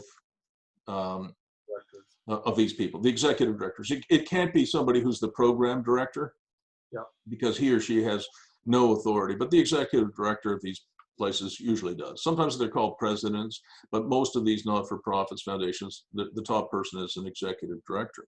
So Gary has to make a list. It might be 100 email addresses, phone numbers, and names of executive directors. And then he, with your help, should send out an email saying, look, we're building this exciting new building. It will be pre-sold. And if you're interested in an information package, can you get back to us? Yeah. And that email, it has a nice picture in it, a nice architectural rendition of it. But that's about it. It's just it's a teaser email, if you understand what I'm talking about. Yep, got it. It's like doing a little strip tease, you show a little bit of this, a little bit of that, and the next thing you know, well, in the back room. you hope you're getting laid. All right, so you send out the teaser email to a list of 200 people, and do not send out a mass email. Okay, make it personalized. So because everybody fucking deletes those. Yeah. So what I want you to do, Paul, or you, and it should come from you and Gary, not just Gary. Okay. So at the bottom it will say Paul, and your position as the founder, and it'll say Gary, and obviously he's a realtor. So this is from Paul and Gary, not just Gary. And it goes out to these people. And so the way I do this, I actually do it. Like I said, if I was in White Rock, this is what I do. If I had a list of 200 people, I would say, Dear Pam, Yep. we have this really exciting project that's going up. We've got some commercial space at grade. We've got these really awesome suites that are perfect, we think, for not-for-profits, co-ops, foundations, affordable housing. It's really going to be very special, and we are going to pre-sell it. You've got a little bit of a picture here. If you're interested in more information, talk to let us know. Just email us back, and we'll send you the information package. Awesome. That's the teaser. So what I do is I would send that to Pam. Then I go into my sent file. I hit forward. I take, and I now it says forward in the subject line. So I take that out, and it says Pam in it. I take that out, and the next person is Mary. Yeah. So I put Mary there, and I've got, it's coming from Gary, but I carbon copy Paul, and it says, hey, Mary, same thing. But it looks like, and it is, a one-on-one email. Yep, 100%. And then if I know some of these people, I'm big with the PSs. If you've noticed, a lot of my emails have PSs in them. Right. That there's a very, very deliberate strategy on that. Okay. And that is, a lot of people are receiving these emails on their smartphones. Yeah. And I like smartphones. Don't get me wrong. This is great. Yeah. But if you send an email and you read it on a smartphone, it's this big. Yeah. People, my young people, older people, everybody who's dealing with most of their email on these things are making huge number of errors. It's just incredible. Yeah. So if I send somebody, hey, listen, we're going to do a coaching session. It's going to be the 31st of July at 3 p.m. Eastern time, noon Pacific time. Here's the Zoom link and password, and there's some other information they need. All they get, maybe all they get is, oh, I'm doing a coaching session sometime later this month with Bruce. Yeah. Yep. They don't put that down and everything else. They don't put that in their calendar. And so when I send them out a reminder, the day before or 2 days before, they go, oh, I didn't know we were having a coaching session. It's not in my calendar. Right. Well, actually, I sent it to, 2 weeks ago. Oh, you did? Yes. Check your email. Oh, well, it's hard to check on the phone. Yeah. And then 5 minutes before the meeting, they say, oh, I don't have the Zoom link and password. You never sent it to me. Well, yeah, I did actually twice. But I don't get mad at people.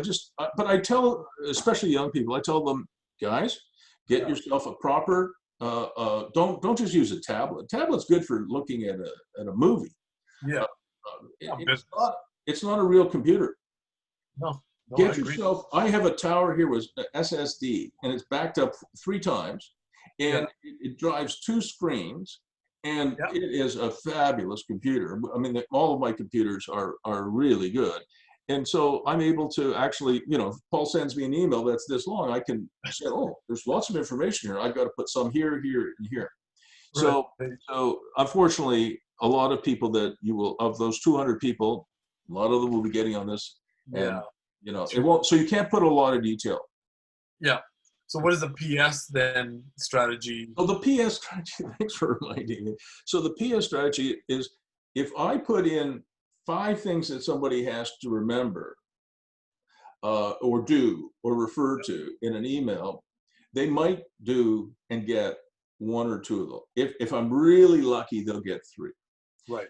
So if I put 1 or 2 things, dear Paul, we're going to do a coaching session on the 31st, and let's do a special Zoom meeting with the mayor on another day. You'll get that. Yeah. If I put much more in there, you will not. I'm picking on you, but I'm just telling you, generally speaking, it's true. Best regards, or be well, Bruce.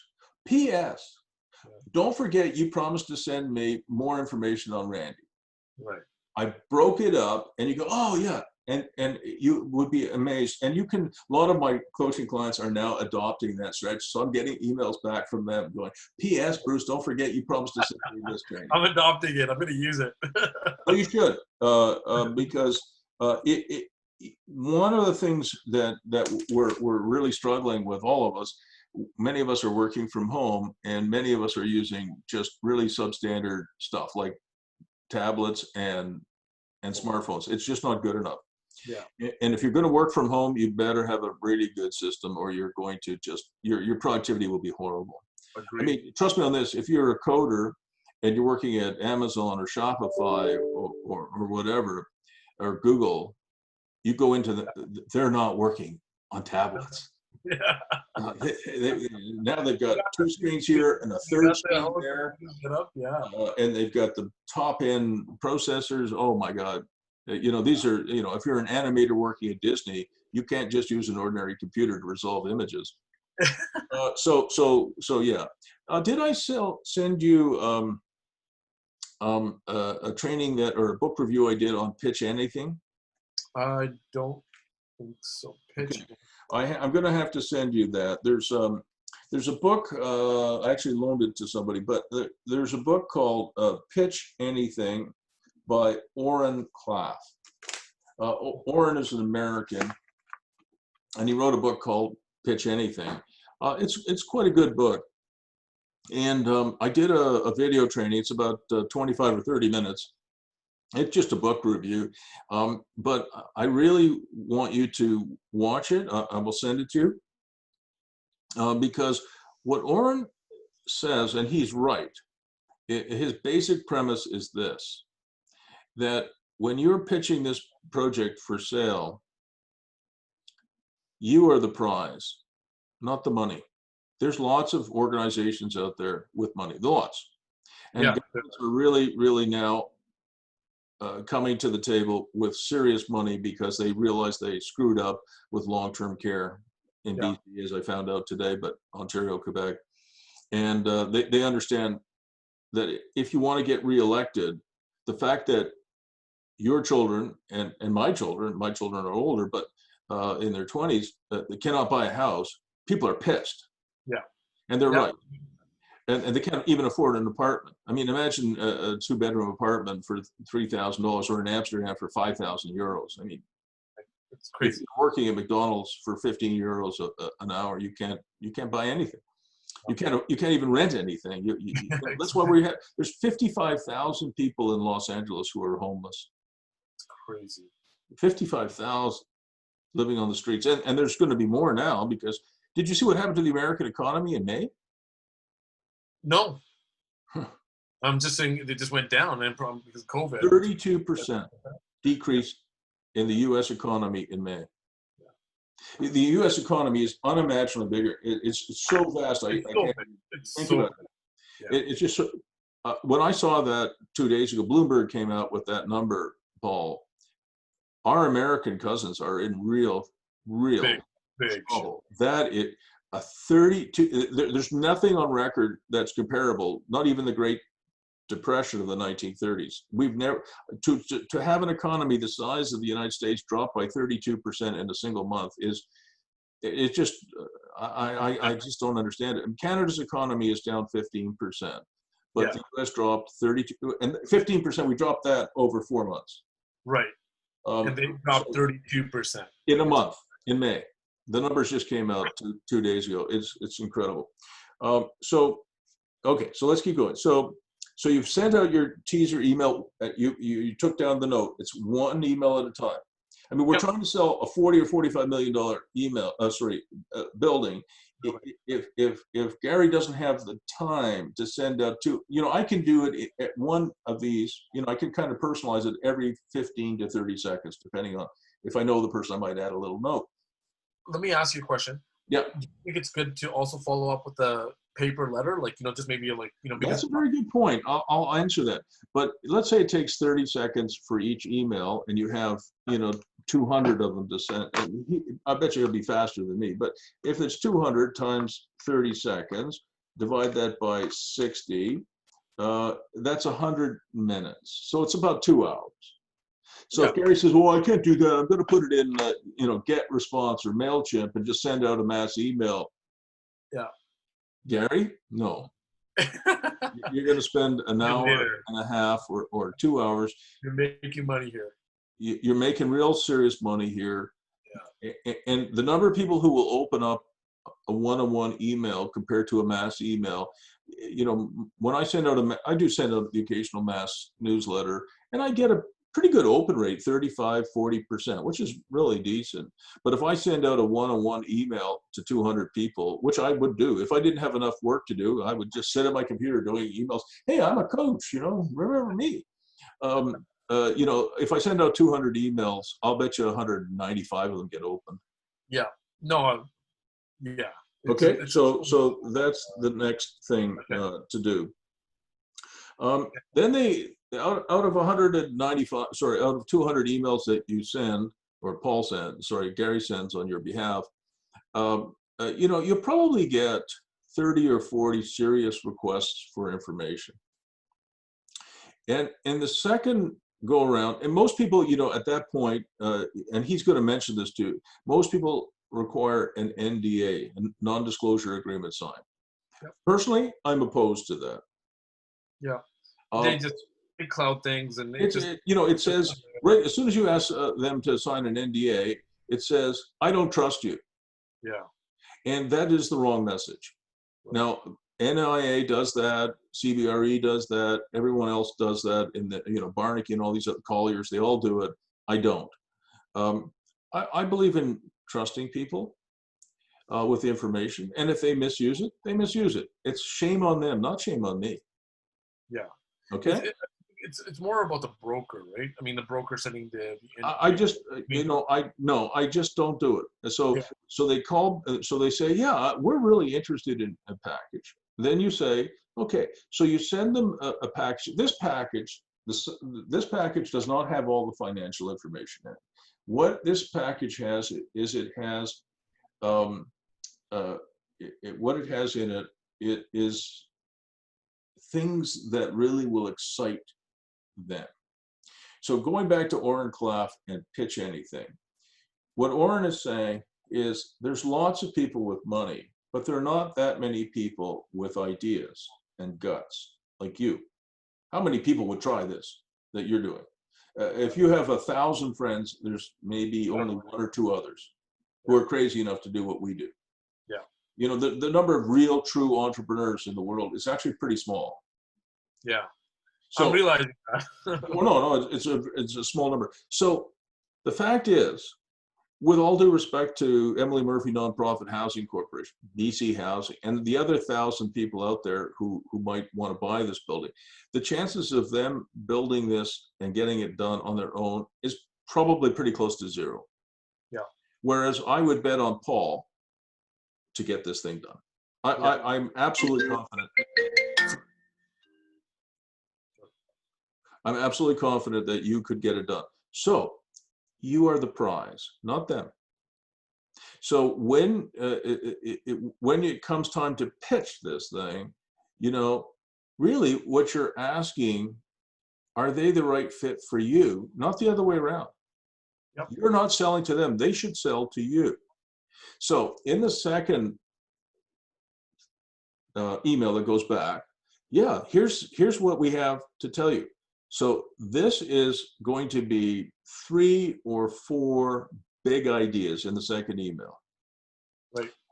It's going to say, look, we've got fabulous units that have some new attributes to them, and you'll talk a little bit about that.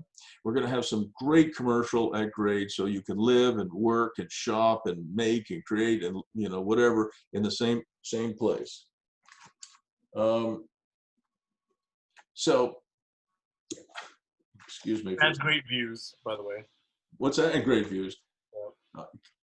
Hi, have you got my shoes ready? Oh, I'm so pleased. We'll come and get them soon, okay? Perfect. Are you open tomorrow?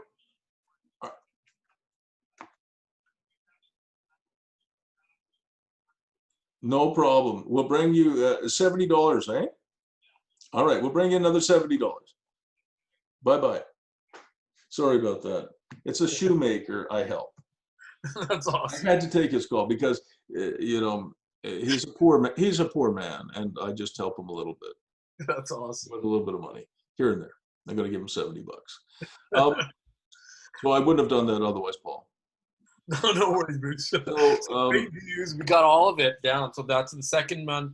It's just a teaser email, just like, hey, listen, So, I'm but like it's not a teaser email. It's going to talk about 3 or 4 important design elements that, you know, we're going to have, you know, coffee shop. We're going to have a food shop. We're going to have registered massage therapist. We're going to have you know, hopefully a medical center. We're going to have a physiotherapist. So we're going to have a lot of really great services on the 1st and 2nd floor. We're going to have these great apartments that have tremendous flexibility. You know, they're good for elders. They're good for young people. There's some really special elements to it, and have a look at this. So it's going back with a bunch of exciting stuff, but here's what Oren Klaff wants you to do, okay? And I want you to do it too, is you then ask them a couple of questions. You'll have to come up with these with Gary. You ask them some questions, and are they the right fit for this, you know? So you would come up and you know, you would say, so why do you want to buy the building? Who is your target market? You know, what's your long-term plan for the building? So you're qualifying them. I wouldn't necessarily financially qualify them at this stage, but I would qualify them with other questions like, who's your target market? You know, Yep. What's your long-term plan for this building? We want to put it in the hands of people who will really appreciate what we've created and will make good use of it for themselves and for the community. And so you ask them probably 5 or 6 questions.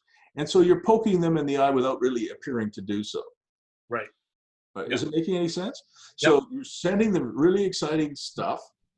You know, again, no numbers other than, you know, the number of units and maybe some of the functionality that we talked about today, some of the cool stuff that you've actually invented today. You talk about that, and then you ask them 5 or not 50 questions. You ask them 5 or 6 questions.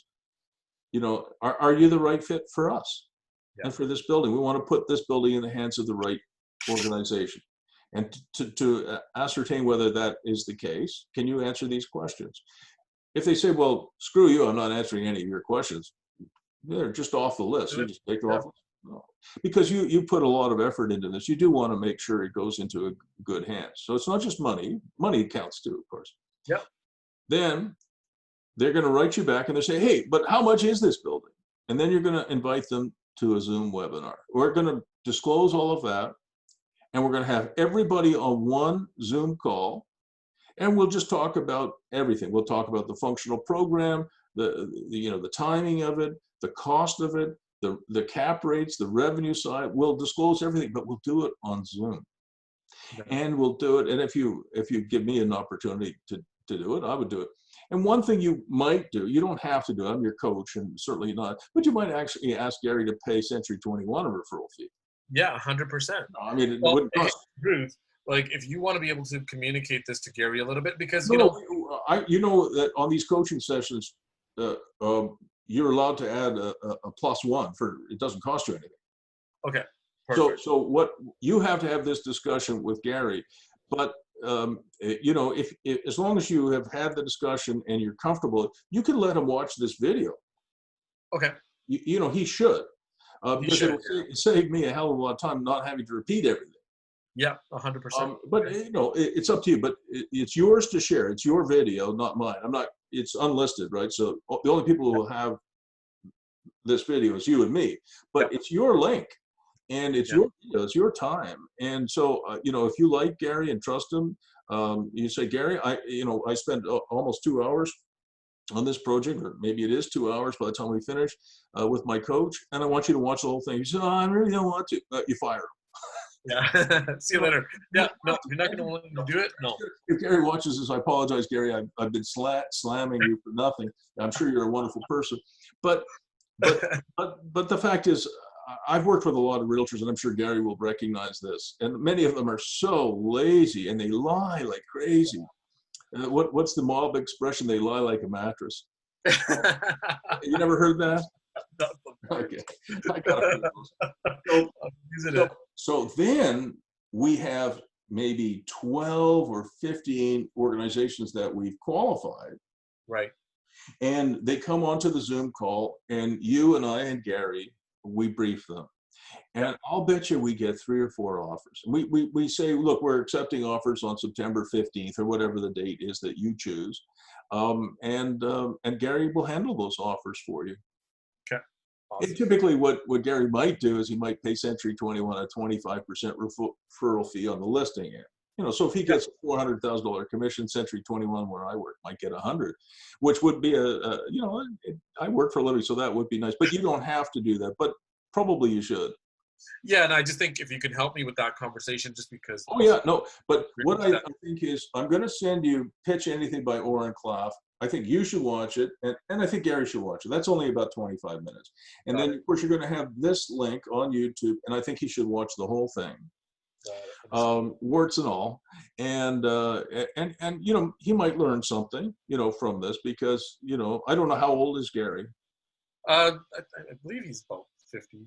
Yeah, so, you know, none of us are, I mean, I'm 68. I'm not too old to learn new things. I learned a wonderful new invention today from you. I did. And so the key thing, and I may have said this to you before, the difference between a young person and an old person isn't the number of years. It's their willingness and openness to learning new things. I agree. So you absolutely know people your own age who are old. They say, I know everything. You can't teach me. And if you have a realtor or anyone that you're working with, for that matter, a coach, who thinks he or she knows everything, you should fire them. Fire them. Yes. They I are can't old. stand people like that. Like my mother-in-law's 95. She runs our family with an iron fist. She's the former head nurse of the cancer clinic. She used to have 350 or 400 nurses. So she really, you know, she's iron fist. I love her. But you know, there she is at 95, soon to be 96, still learning new things, and really still got nice legs too. She does. That's awesome. That's why I married her daughter. Well, hey, they say you got to look at the mom before you marry the girl, right? 100%. So this is a process that I think will result in a $40 or $45 million sale for you, a bunch of pre-leasing, which will help Gary make some money. You know, I think it's very likely to work. And once we have Emily Murphy. This is plan A, right? So if I can't get like, so I did talk to Matt. Matt said, hey, the budget that I sent him, that I sent to you, and we tweaked it. And he was like, yeah, it's going to work. So okay, yeah. I mean, obviously, we need a guaranteed maximum price from a reputable, you know, builder that's insured and bonded. Because otherwise, you know, if you sold it for $45 million and it turns out it cost you $55 million, goodbye, Paul. Yeah. But hopefully it will cost, you know, 30 or 35 million, including the land, and you can make $10 million. Yeah. You know. Yeah. No, and you know, my friend and also the construction manager here, Ian. He used to be the vice president of PCL. He's gone. I drive all the. Yeah. Okay, so I think you have the process, and Paul, you should pull the trigger on this, because once we have sold this building, first of all, it'll be conditional, but once we have sold it to, you know, with support perhaps from BC Housing, to Emily Murphy Nonprofit Housing Corporation, or whoever is the successful bidder, this project is going to go. Yeah. And I just do not believe that the mayor and the councilors and these terrible people at White Rock who stood in your way will stand in the way of this kind of a project. Yeah, I hope not. I don't believe it. And if they do, this is something that we will raise as a political issue at the highest levels in BC. You know, you have an NDP government in Victoria. Yep. Or BC has an NDP government in Victoria. And for them to have a project that's supported by BC Housing and is going to be purchased for affordable housing, perhaps by, you know, I'm just using Emily Murphy as an example. The NDP, if they don't get behind this, and you know, of course, you know that the provincial government controls White Rock, not the other way around. Right. So there are only 2 levels of government in Canada. You know that. Yep. Okay, there's under the British North America Act, there's a federal government and there's a provincial government. There's no such thing as a municipality. What do you mean? There's no such thing? No, there's no such thing. Municipalities, counties, towns, and townships in Canada exist at the sole pleasure of the province. They are creatures of the province. So let's say, for example, the mayor of White Rock goes to, into work every day and goes to the till, so to speak, and pulls out $10,000, puts it in his jeans, and does that every day for a year. That's a lot of Right. money. If the province, if he's caught, the province of British Columbia has the absolute right to grab, hold, and administer the town of White Rock from Victoria and fire everybody.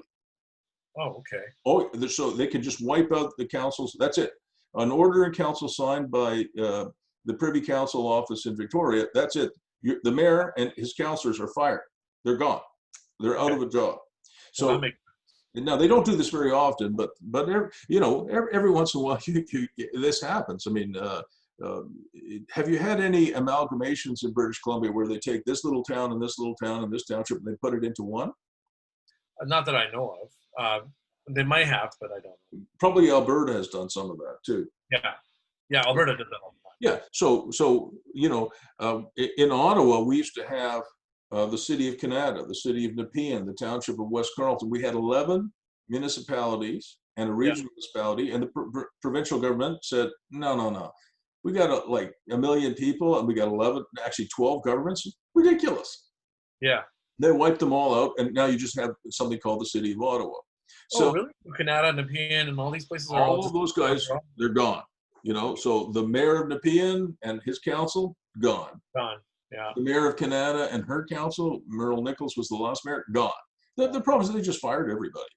And I think that was the right thing to do, probably. I really do think that you need to get rid of White Rock. It's too small of a municipal. There's only 25. They should be a part of Surrey. Absolutely, they should be part of of it. I should lobby for that. Yes, they should shoot those guys. I don't mean literally, because we're recording this. People might think I mean, just put them out of their misery, fire them. I could say some other things. What I meant. Recorded. But. So you have allies in Victoria. You may not know, but you do, and there's going to be an NDP. I don't know. I'd like you to find out, if you don't mind, who is the provincial MPP. The MLA, you mean? MLA, yeah. In Ottawa, I think they call. I'm sorry, in Ontario, they call them MPPs, and in Victoria, BC, it's MLAs. So find out who your MLA is, and find out if he or she is a member of the New Democratic Party. Okay. But if we get into any problems whatsoever with this fucking council, excuse my language again, but if we get into any problems with them, and you have an NDP member in that area of the provincial government, you and I are going to talk to her or him on Zoom. We're going to say, this is not. My cousin's an MLA for the NDP for the Delta riding, so I can go through him. Yeah. But first of all, find out who your local councillor is. Yeah. Gary will know. And sorry, I didn't mean the local councillor. I meant the local MLA. Excuse me. It's Friday, and it's almost 5 o'clock here. Since I started at 4:30 this morning. 4:30. Well, I have to. I really love what I do, and my coaching practice has gotten pretty big, maybe even a little bit too big, but I just like it. So yeah, I put in a lot of hours, but it's something I really enjoy doing, and I think I can help people. No, so just kind of, you are awesome, my friend. Oh, you are so nice to say. You just we always talk about you, like you're like honestly, like it's we were discussing why you should have a course or like something at a university that people need to go to and get actual accreditation. Yeah, I know that. Hey, listen, I have a Firestone real estate course. That's like, right now there's a lot of real estate coaches that are they're terrible. It's all BS. It's all bullshit. I can't tell you, Paul. You just said some nice things, so thank you. But I can't tell you the number of people I coach who have spent $30,000, $40,000 US learning how to wholesale properties, learning how to flip properties. Some of them have spent $60,000, and they've all failed. And then they come and get some coaching from me for before COVID, it was $1,500 a month, and now it's $850 a month, and it's like zero money, really. I like doing it, and I don't really want to charge. I mean, I could charge more, but I don't want to.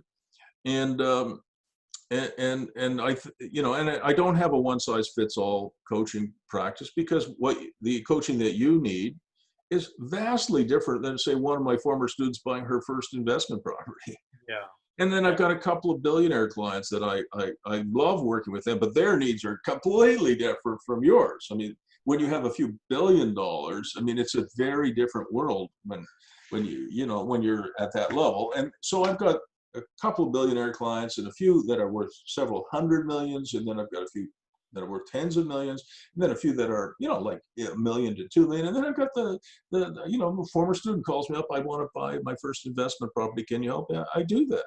Yeah. I coach them too. So the people who have these one size fits all programs, they're just terrible. And I know when a rich dad poor dad conference has hit Ottawa, because in the next month I'll get, maybe I've told you this before, but I'll get 3 or 4 calls from people saying, hey, Bruce, I hear you're good at real estate. Oh, thank you, I am. Can you find me a 100-unit apartment building that I can buy? Have I told you this one? No, I think. Oh wait, I get that. This is the exact words they use. Can you find me a 100-unit apartment building that I can buy? It's got to make $100 a door after paying all of its expenses, including its mortgages. You know that, right? So I can make $10,000 a month. It has to have no deferred maintenance. It has to have great tenants. It has to have great property management, because I don't want to do any work. And oh, by the way, it has to be no money down. Yeah. What do you think? What do you think? Can you find that for me? Let me think about that. Yeah. No. If somebody was willing to give me a 100-unit apartment building, $1 down, and they'll finance the rest, and it makes $10,000 a month, no work, no deferred maintenance, great property management, I don't have to do any work. You think I'm calling you? I'm quite rude. And they said, well, no, you wouldn't. I said, no, think it through. And I said, I do say, then I'll ask them, were you at that Rich Dad Poor Dad conference last week? They'll say, how did you know? and they'll pay thousands of dollars, sometimes tens of thousands of dollars to learn that. And it's not that doesn't actually happen, but it happens less often than winning the 649 lottery. It does happen every once in a while. I know people who've gotten into great deals. I've picked up quite a few properties, no money down. Like, I've done that. But I've been in the industry. I've treated this as a business. Yeah. And I've been able to do that. And I coach people too. Sure. But if I come across a deal like that, I'm taking it. You're taking it. And I would too. And so I just, I feel for these people. And then, a few months later, they'll come back to me after having tried this. Or the other model that people teach is put in 50 offers a month, $100,000 below list until somebody bites. Yeah. And, and if you're a realtor and you put in 50 offers for these crazy people, 100,000 before list, it isn't long before I see, from Paul Randhawa, an email, with attached as an offer. I just delete it. I don't even look at it. Delete, delete, delete. Because I know, you've sent out 50 of these. It's ridiculous. These models don't work. And it's not that they never work. It's just that they work so seldom that you might as well go buy lottery tickets. Yeah, and last time I checked, Bank of Montreal did a survey a few years ago. 34% of Canadians, their retirement plan was buying lottery tickets. Oh, God. 34%. Yeah, that's crazy. 1 in 3 Canadians, their only plan to provide for their retirement is to buy a lottery ticket. Now, if your odds are 1 in 16 million, it means that it could take you 16 million months to win it. And even Warren Buffett's not going to live that long. So anyway, so can we talk for a few minutes we've got left on about the Randy situation? Yes, please. What happened there?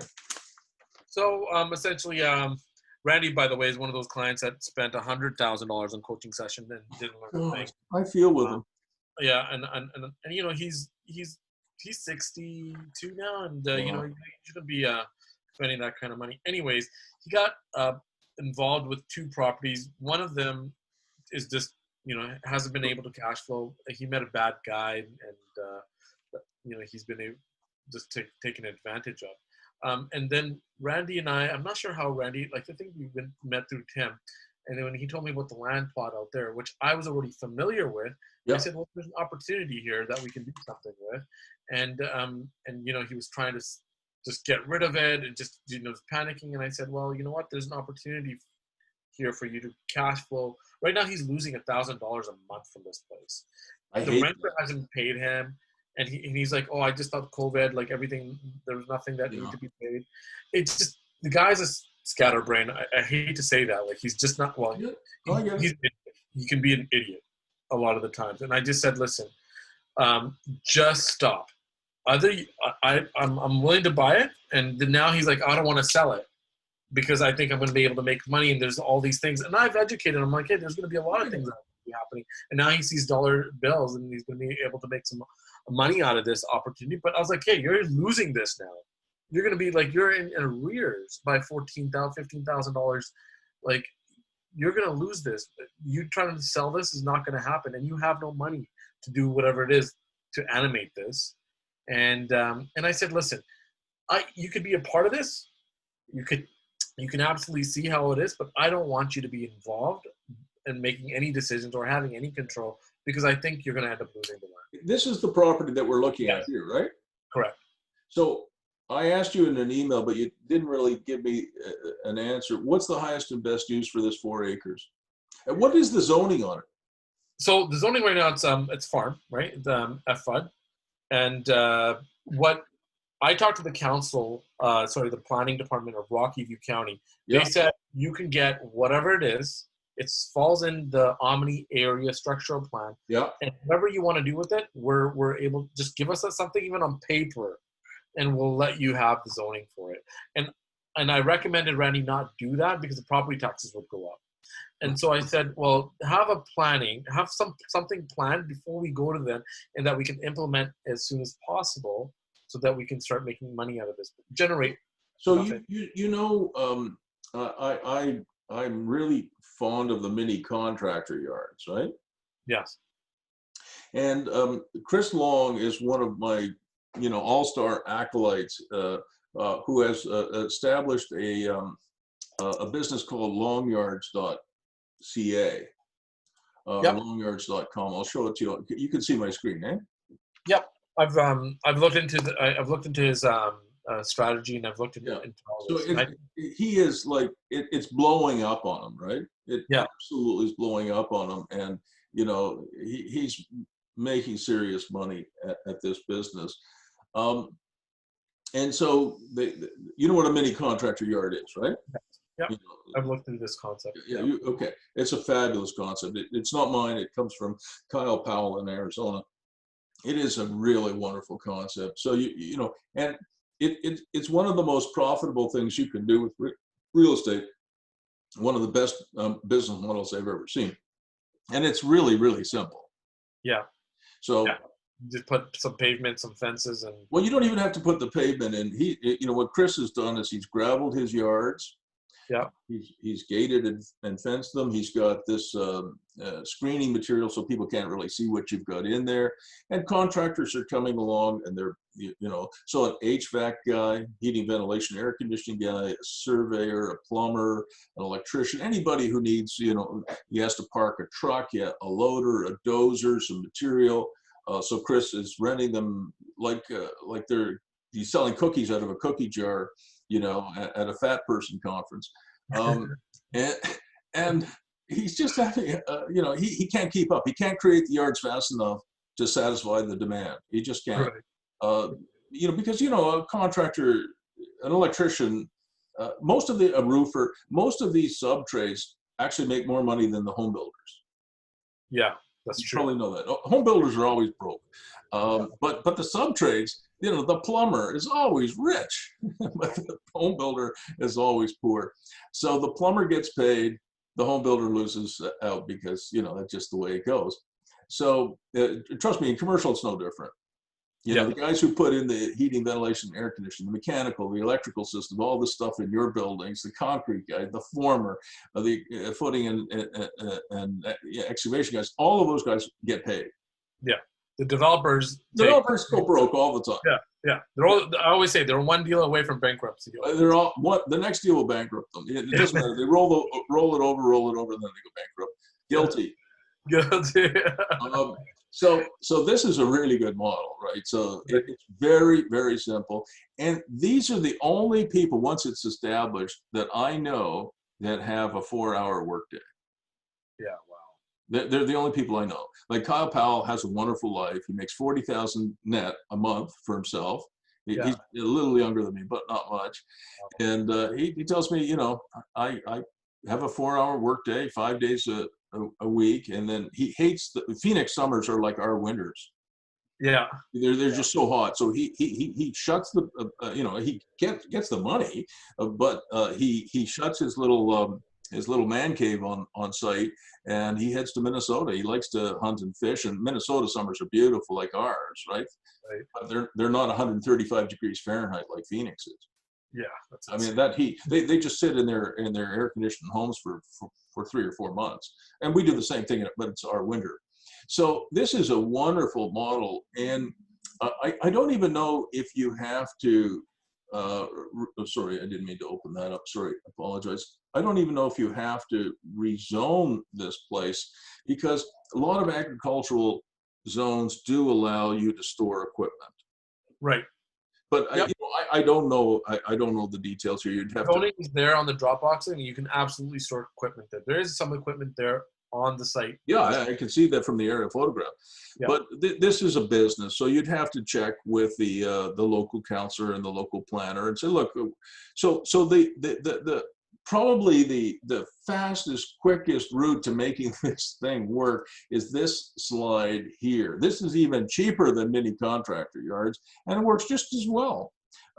And most farmers are doing this. Like I have any number of farm clients who really run a farm, but they all store equipment for their buddies and for people. So what they do is this is, I think this is a 2-acre segment. It might be about 2 acres. So I made this for the 64 acres on the north of this site. Yeah. So IBI group, I went there and designed all this. Yeah, it's fabulous. Yeah, and I can do that here on the 4 acres. I think this plan that you sent me is 2 acres. Yeah, 2 acres, yes. Yeah, I think this is, so there's 4 acres in total. Yeah. But what a fabulous plan you sent me. When I saw this, first of all, angle parking is 100% correct. And there's something else you may not know about this model, because, you know, I've got lots of people across Canada, the United States doing this, is that if you make some of your spaces a little bit deeper, with the shorter RVs, you could put 2 in one space. Got it. All right. So like, for example, one of my clients in Carleton Place, which is a small town west of Ottawa, he does this. He has room for 100 RVs, trucks, buses, loaders, dozers in his, something that's very similar to this. He has 1 space left, but what Skylar did, he's a very smart guy. He's younger than you, and he's worth tens of millions of dollars. I mean, he's just a genius, you know, a real estate genius. He's worth tens of millions. I'm not kidding.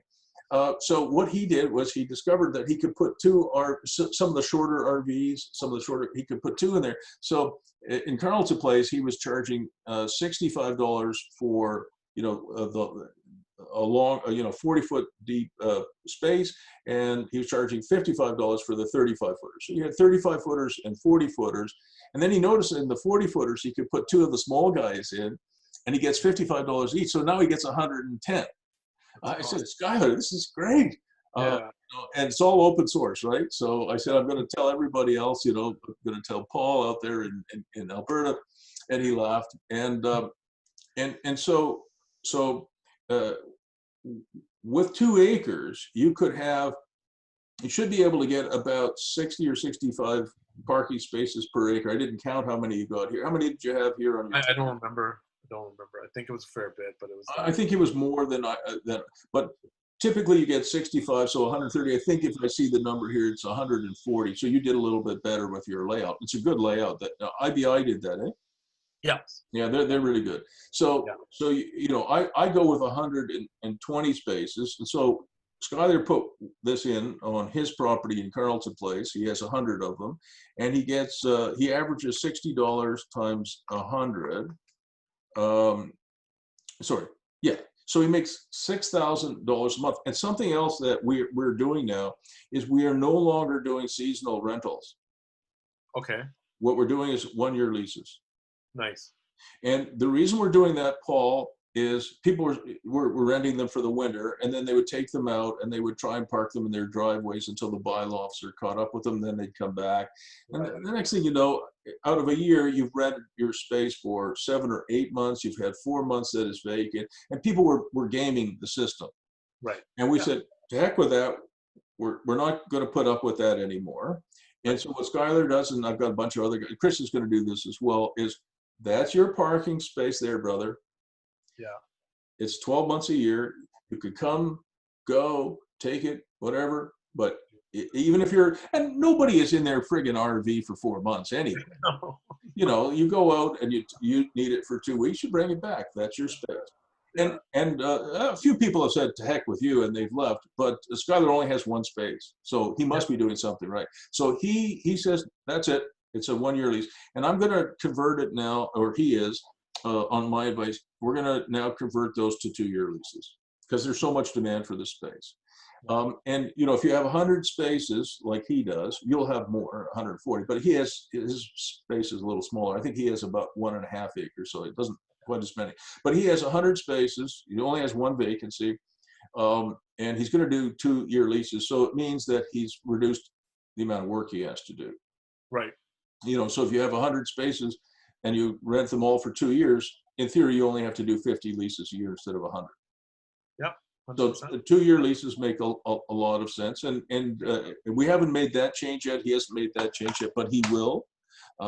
When it comes up for renewal, and say, look, you've got to renew for 2 years. You know, that's it.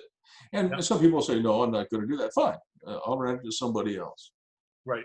So if you think about it, for Skylar, it was about 1.5 acres. It cost him $60,000 in gravel. Okay. So it's about $40,000 an acre. Yep. And the reason for that is Carleton Place in Eastern Ontario is it's clay. Yeah. So if you don't have 12 or even 14 inches of engineered compacted fill, that's it, you're screwed.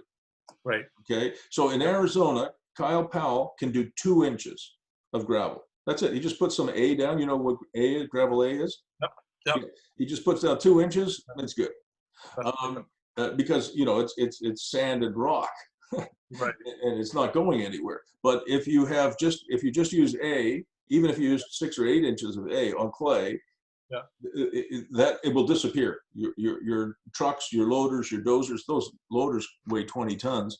They'll just, that's it, you're finished. So you have to put in big stuff. You know, obviously you take off the topsoil, you put B in, you know, and you compact that. Then you put A on there, you compact that with water and everything.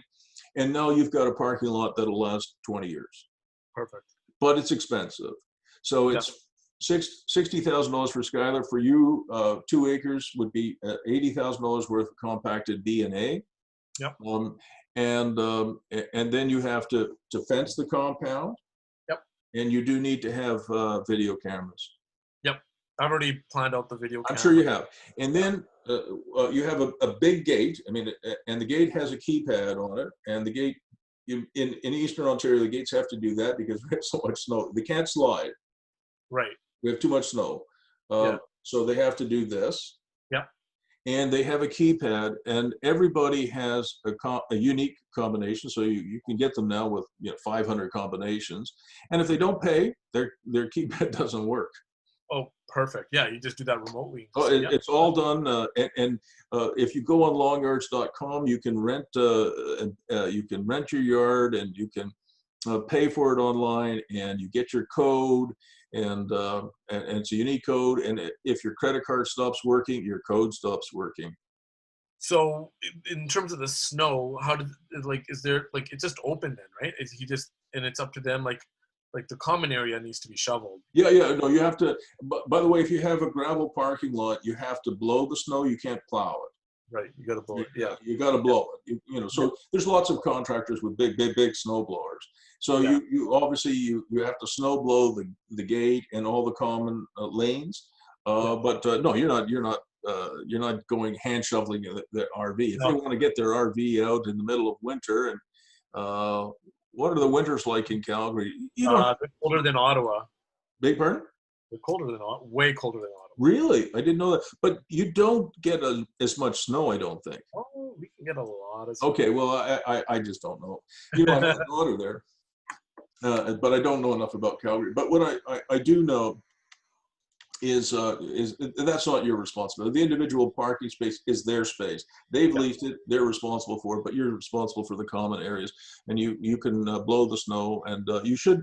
I don't know if this IBI plan has a snow dump on the site, but you might lose a few parking spaces and actually, designate a space, because otherwise you're going to have to truck the snow. Yeah, that's okay. We got, like, it's 4 acres, right? So I have. Then you can just push it onto the other. But you do have to gate it. You do have to have, something that does that with a good passcode system. You just drive up, put your code in, and up goes the gate, in you go. And it's a wonderful, wonderful business. So for Skylar, it cost him $60,000 in gravel. He spent $45,000 fencing it. His gate cost him about $12,000. His computer system was about another $6,000. And I'm sure there were some other costs of signage and stuff like that. So he was in for about $160,000 or $170,000, which for him, fortunately, is like buying a cup of coffee in a cafe. He just writes the check, which is great. But let's say it cost him $165,000 for his 1.5 acre RV park. And by the way, he's right next. Oh, this is rotting the socks of Pat Butler. He's right next to Pat Butler's RV sale center. And Pat can't park the RVs there because he got the whole yard is for sale. So Skylar's right next door. So they drive out of Pat Butler's and they drive into Skylar's place. It's fantastic. It's hilarious. But let's just do the cap rate. It's $6,000 a month right now is what he's getting. And he's actually doing better than that because he found this double thing that he can do. So people can share. So 6,000, but we'll just go with the 6,000, 72,000 on 165,000. And it's such an efficient thing that his when he deducts his property costs, property taxes, insurance, and everything else, it's only $6,000 in OPEX expenses. Yeah. And because it's so highly automated, that you can pay for it, book, sign, get your code, go and park your, and he never sees them. That out of that $72,000 a year, he's got about $12,000 in OPEX total with a little bit of power, et cetera. So he's making about $60,000 a year of net operating income on about $165,000 investment, which is a cap. Oh, it's ridiculous. I don't even want to tell you. It's 36%. I know it's over 30%. That's insane. So it is the single most profitable thing you can do.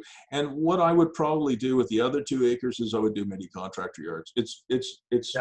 It's a fantastic business, and there are lots of other revenue streams that go with the mini contractor yards. Chris is renting them sea cans now. Yep. I looked into that as well. Sea cans. I can get those used ones for about $2,500 actually. Yeah, and Chris is renting for like $160 or $180 a month. So again, the cap rates are ridiculous. Yeah.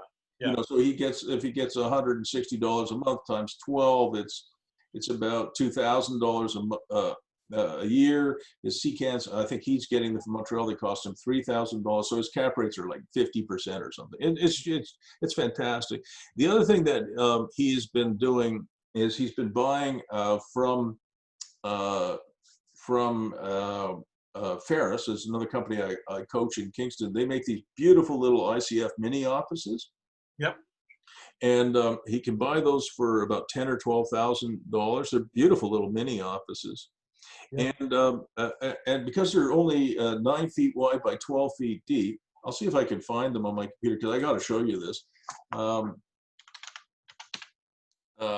may have it here. Let me just see if I can find it. You know what I'm able to get? Something similar, like portables. The ones that and stuff. I found a couple of those too that I can move over here as well. See if I can find something here I've got it. I think this is it. Oh no, that's the ice hut. Oh, here it is. Yeah, I do have it. They're so cute. I'll share my screen with you. So this is a company in Kingston that I coach. They're called Backyard Studios. Yeah. And so can you see it on my screen? Okay, I can see it. Okay.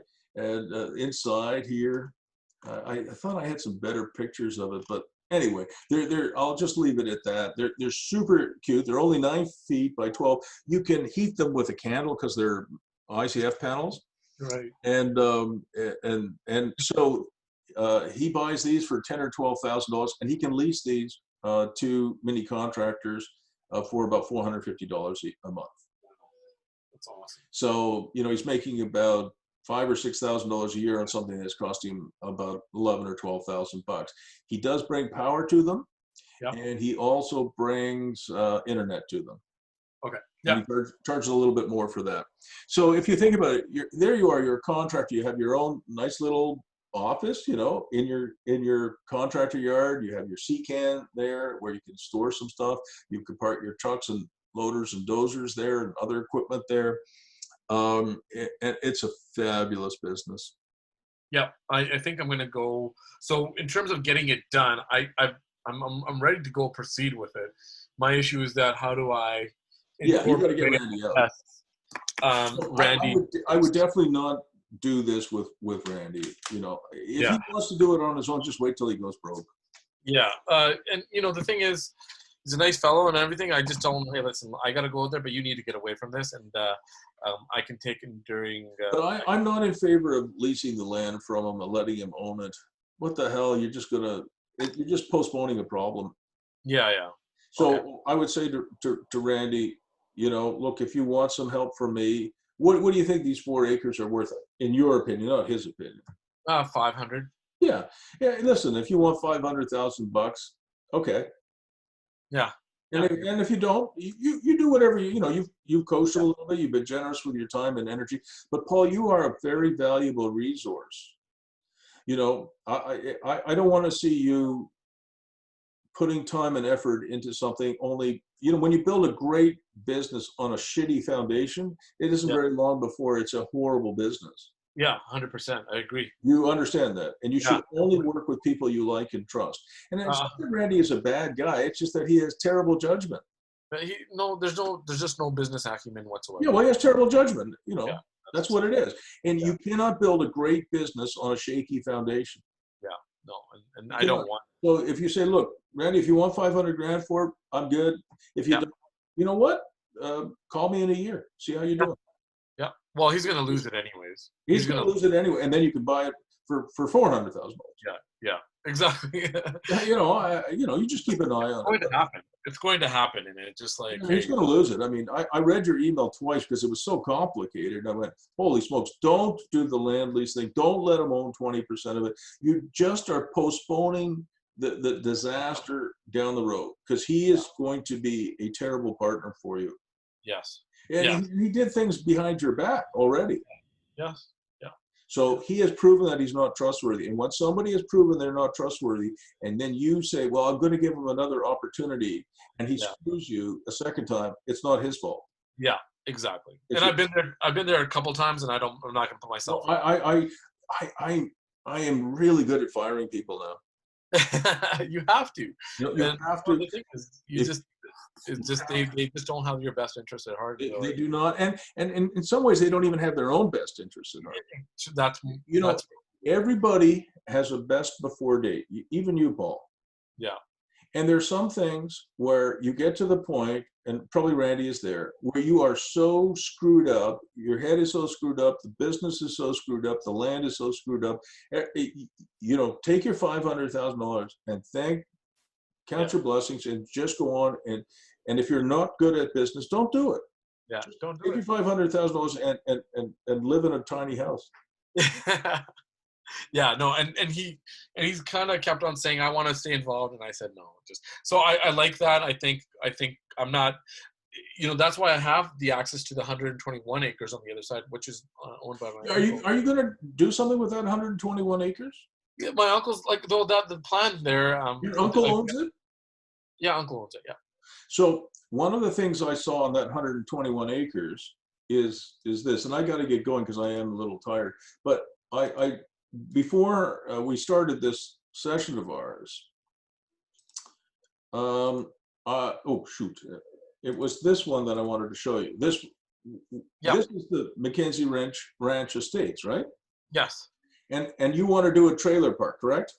Well, that's what I was thinking. And so on the land there, on the 121 acres, plus maybe on a combination of the 4, but the highway is right there, right? Like, so this is kind of tucked away.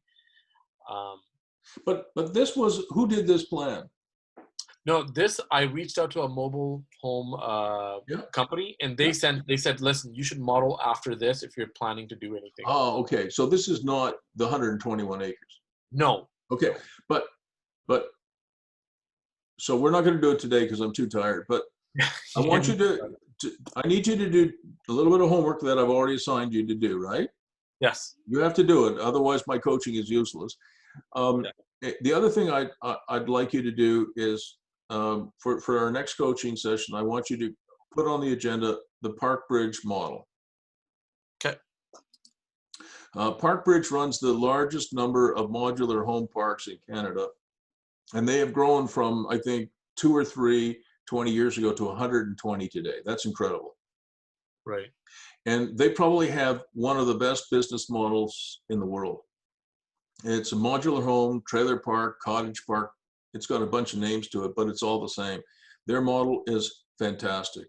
And if this is something that your uncle and you are serious about, then we should spend, and you're welcome to have your uncle join us if he wants to. He's a realtor, by the way, and he's very sharp. He lives in Vancouver. I'm sure he is, but put it on the agenda. What's your uncle's first name? So he goes by Sonny.